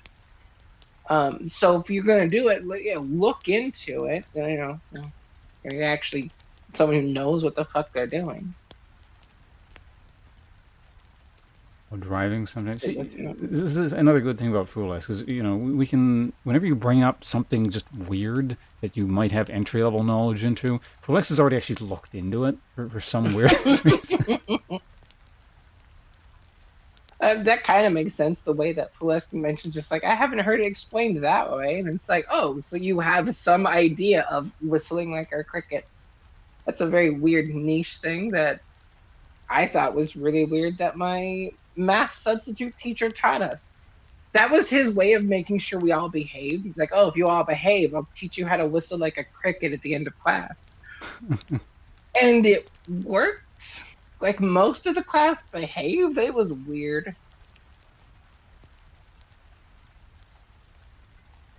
What was the other thing? Really, it was like the split tongue thing you were talking about. Was like, I'm sure, like probably in a week or something, we'll talk to Phil. I said, oh yeah, I have that now. I did do one better. I split my face in half or something. I exist only to validate obscurity. It's not a bad way to live. It's good on you. I'm proud of you for that, Celeste. You keep it up. He's good to have around. You have your uses. Stick around. Hey, it's Orange Chicken. Speaking of more people I know in real life. We haven't spoken in a while. We haven't met since like sometime before the COVID lockdowns. So, same thing. Hello there, Orange Chicken. Just saying hello to some of your people too. My viewers dipped after I was like, oh, we're gonna wind things down, and we're still just sitting here talking. Yeah, actually looks like. I'm hungry and my head hurts, but I'm still just sitting here because default talking is fun. I stopped looking at analytics a long time ago in a general sense, but now that you mention it, yeah, it's a similar sort of thing. And I also just like looking at my avatar move. I don't know. Not to be too conceited, but I like how it turned out, and it's just kind of satisfying. No, it's good. I mean, it's perfectly reasonable to take pride in that. That's that's your whole thing, the pride stuff. So yeah. Yeah, living life by pride. I don't know if I'm gonna make that a part of the stream identity, but it's a thing. And sushi. That sounds well. I mean, there is bad sushi, but hopefully you had good sushi. It does sound nice. I had some a couple weeks ago, so a little bit. But you've had, have you had sushi or much sushi? I imagine, given I where you live, love you. sushi. I haven't had. I mean, I've only had like good sushi once, which was like an actual. We have like an actual had where we used to live before we bought the house. A sushi place that actually wasn't too far away. It had, I think, the typical Japanese stuff. Like we got ramen, which was like the actual um like actual ramen. But it wasn't mixed yet, so we had to like add the juice to ourselves, which we we didn't know what we were doing. So the broth for the ramen we thought was the soy sauce at first, so we were dipping our sushi in there, and it was really good. It turned out, oh, that's for the ramen. It's an interesting So combination. Ramen at a sushi place, but yeah, whatever it was, but it was good. Because other than that, the only other really sushi I've had is like from Meyer, like like oh Walmart no. sushi. It tasted fine. Like I don't recall ever getting sick. So Well, I hear like I'm like just, I mean, I don't think I've had good sushi aside from that one place. But this is the one area I'm going to be picky about with food. Like most things, I'm just pretty happy with, and it's like I'll eat anything. When you start to get into Japanese food, I actually do get kind of picky. So little elitist about it. I'm like, no, we're not doing. So I would love to do like actual sushi at some point because I really like that. yeah, you just got to make it to Vancouver, get to Seoul to get you a ticket, come over here, and we'll go to some nice places. Woo! Yeah, yeah, like what I says, it's sushi's actually pretty good here. Like obviously there's bad, there's average, and there's good, but yeah, and you're landlocked, so I mean you're just like it's just a disadvantage right off the bat. So Oh yeah. I mean, we're next to the lakes. I guess that. I don't know if I would have lake sushi, but well, Like no, it sushi. exists. Like eel is a lake fish. Mm. That's you can make. Well, no, eel is a river fish. Can you get eels in lakes? I don't. Probably not the maybe not the kind you turn into sushi. But. The Great Lakes here in the good U.S. of A. Where we're abolishing parking lots. For anyone just tuning in, the U.S. only has so many years before they have to abolish parking lots, as per the laws set forth during this interview. Eels are yeah, because I mean there's freshwater eels, the saltwater eels, and all kinds of stuff. But I'm thinking just like your standard like unagi, like the one that gets used in most sushi. But then there's also anago, which is we don't need to get into all these Japanese terms out of it. But Yeah, you doing all right over there? later. I'm just yawning, headache, hungry, the typical things. But I'm like still having fun. I'm content. I'm happy. So it's hard to just like, oh, I'm gonna go stop being happy now to go eat and do things that I need to for my body. Like, gross. Who wants to do that? I'm happy to hang out however long you like, but whenever you need to go, just don't feel like you need to stay here. Just tell me to fuck off and. I mean, hell, 15 more minutes, me hit 4 hours. Like, at the 4 hour mark, just hard cut me off. Someone at like what 2:30, I think it would be. No, It's 8 minutes from now. in 15 minutes from now. I'm like 15 minutes. Someone just cut me off because I won't do it. So I'll just cut the feed on my stop streaming. Just it abruptly ends on the middle of a sentence. abruptly ends. Had both freshwater and salt. Yeah, so yeah, freshwater is unagi and saltwater is anago. Well, I mean, there's other kinds, but Hmm. basically. I did not know that. I like unagi more than anago, yeah, generally speaking. I remember when I went fishing in Japan once, my grandpa caught a saltwater eel, so an anago. And yeah, my grandma Mm. prepared that, and that was quite nice. I remember that. I have actually never had shirako. That's fish sperm. Oh, But yeah, there's a number of ways preparing it. I think it's usually just boiled a bit because it comes in like these clumps essentially, which sounds even more gross. I have no comment on it because I've never had it before, but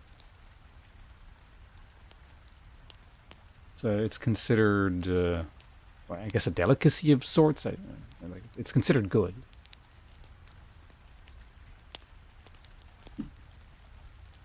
don't Actually, mind me. I'm just throwing people around. oh, that's what you're doing. Look, because you're just moving your hand up and down on my screen. So Yeah, on your screen, I'm just. you're rubbing an invisible object or something. And soup in Port Moody. Oh, okay. I didn't realize you could get it over here anywhere. It looks like organ meat to me. Yeah, it's like it's white organ meat. What it looks like.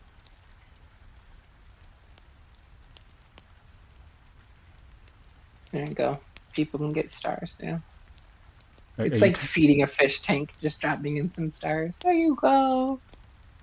are you tossing people into the stars, or is it falling onto them? Just placing stars for people. For anyone who's new in chat who doesn't know, if you type exclamation point jump, you can try and catch the stars with your little stream avatar, and then you get coins for things. I think you can buy gear and equipment for like better duels or boss fights and stuff like that. Like there's,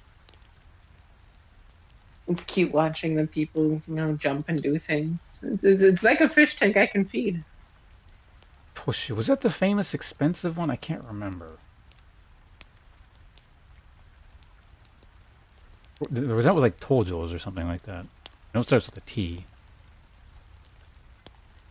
Vancouver has, I think it's a different one, but it's the alleged origin of the California roll. Have you ever had one of those like California rolls? Like, From my area, California rolls are pretty good. yeah, I mean, obviously, given the name, it's California roll, but a lot of people, when I think sushi, that's one of the first things that comes to mind. But yeah, it's not an actual Japanese thing. When I was in Japan, which was many years ago, I was kind of an unknown thing. Like, you couldn't even get it there. Allegedly, now you can in some places, but yeah, it's not. It's not like an authentic Japanese sushi thing. I like them. So I got nothing against them. Yeah, that sounds good. I would like to try actual good sushi at some point. Like that's kind of, there's a lot of those foods. Like one of the ones that we have here, there's this really nice like star, like 4-star Italian restaurant or something like that Emmy's mom and her go to a lot. Yeah. Grazie. The It one I went was, to? I think this is the one we took you to. Yeah, one with my mom that you came to with. Yeah, and I finished your old fashioned because you didn't like it, I think. Yeah, no, I didn't like the old fashioned. But I tried love it. whiskey, so. But the place is so good, but there's so much dairy. And one of the things that they do there is they do the table side Alfredo, where they literally cook like the Alfredo noodles and everything, and they bring a giant cheese wheel to the side of your table, and they kind of toss and like scrape out and like they prepare it inside this giant cheese wheel for your Alfredo, and it is really fucking good. But it's like all carbs and dairy, so there's that, and it's like almost $80 to $100 a person, so expensive but so good. I think someone got there. I remember them doing something in a cheese. Well, it might have been a different dish where they do a similar thing, but someone had the cheese wheel thing happening at the table. I think my sister did because we had talked her into doing it. Because my sister really likes like all that stuff, and we're like, honestly, yeah, like the tableside Alfredo. And if you haven't had it before, like they kind of go through and explain it that like the cheese is preserved or kept next to the ocean somewhere, so it's like naturally sea salted just because of like all the sea salt in the air and everything. And It's like the whiskey I like. yeah, It's it's really cool. And God, it's making me hungry to think about it. yeah, the whiskey I like, Ardbeg, is on an island, and I don't know how much effect this has on it, but it actually does have like a very kind of briny quality to it. And That it's doesn't sound delicious, no, I know it doesn't, because all the but things I based off used your to, description, I would assume it's decent. all the well, it's kind of it's considered almost like an advanced whiskey sort of thing. It's like there's people who like this sort of thing, and then there's people who don't, and there's the kind of people who eventually grow into it. I like this sort of thing immediately because I don't know, I'm weird or something, but it has a very kind of briny, smoky, peaty, meaty quality to it, and then like it may or may not be affected by the fact that they're right on the coast, this distillery, and then, the sea salt in the air and blah blah blah. Glenfiddich. I'm sure I've had it. The distillery I'm talking about is Ardbeg. Ardbeg is my favorite. I really like Ardbeg, but that's expensive. It's like even sort of the affordable ones are like $100 a bottle kind of thing. So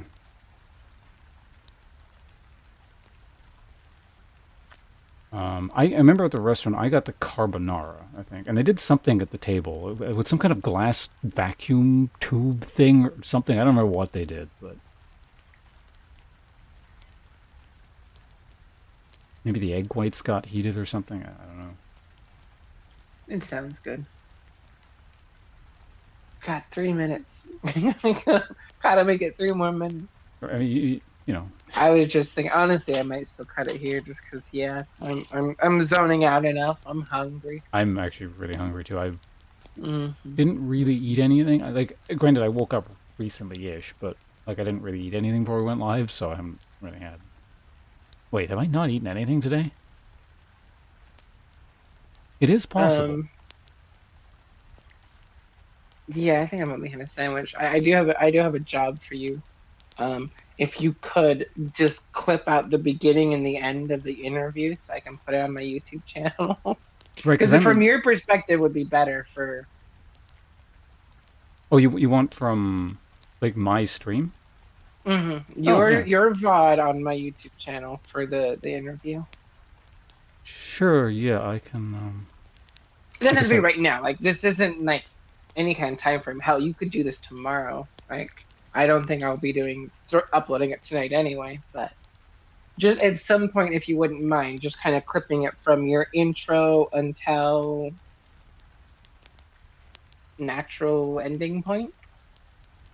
Sure, yeah, which I guess. Well, I mean, I'll include. Well, yeah, I'll just include the whole thing. So even like this bit that we're talking about, it'll be very meta. Where we're talking about editing, and it'll be in the edited version of the video. Yeah, sure. We want to keep all this in. I'm fine with that. I mean, this is just us naturally discussing things. Nothing strange. So yeah, with that said, then I appreciate everyone for showing up for my big debut here of the new avatar, of the new model, of my channel finally hitting affiliate after so long. So I really, really appreciate everyone being here, and you're all very helpful and very wonderful, and I hope you all enjoy to come in the future and and have a good place for your soul to be. And I want this to be nice and cozy, and I want everyone to be happy and just kind of have good vibes. So I can't shout you out anymore. It's on a cooldown. I've done it too much. But there is a link in my chat. So for those of you who haven't already, at the very least, give her a follow because she's committed to doing this frequently, daily. I don't. yeah, I'm gonna try and do daily. If you don't go daily, I don't think anyone's going to hold it against you. Everyone needs breaks. But new Twitch's newest affiliate member, the future of the website.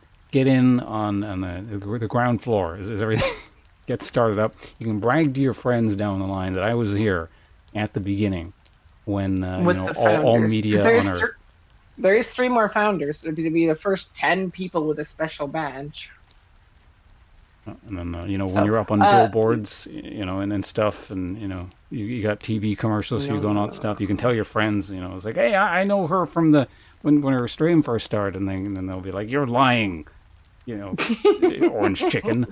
I think you're full of shit, and then they'll crack you over the head with a beer bottle because they think you're lying. But you will know that you are right, and you will have the moral high ground. So that's my sales pitch, but. That's a sales pitch. Speaking of, thank you for the follow, Orange Chicken. I don't know why my follower alerts aren't popping up. There should be. But either way, I really appreciate it, and I hope you enjoy enjoy being here, and that it's entertaining at the very least. Yeah. And so yeah, thanks for the follow. We'll be talking a lot and doing stuff. Like we have been up until this point, but just hopefully even more so going forward.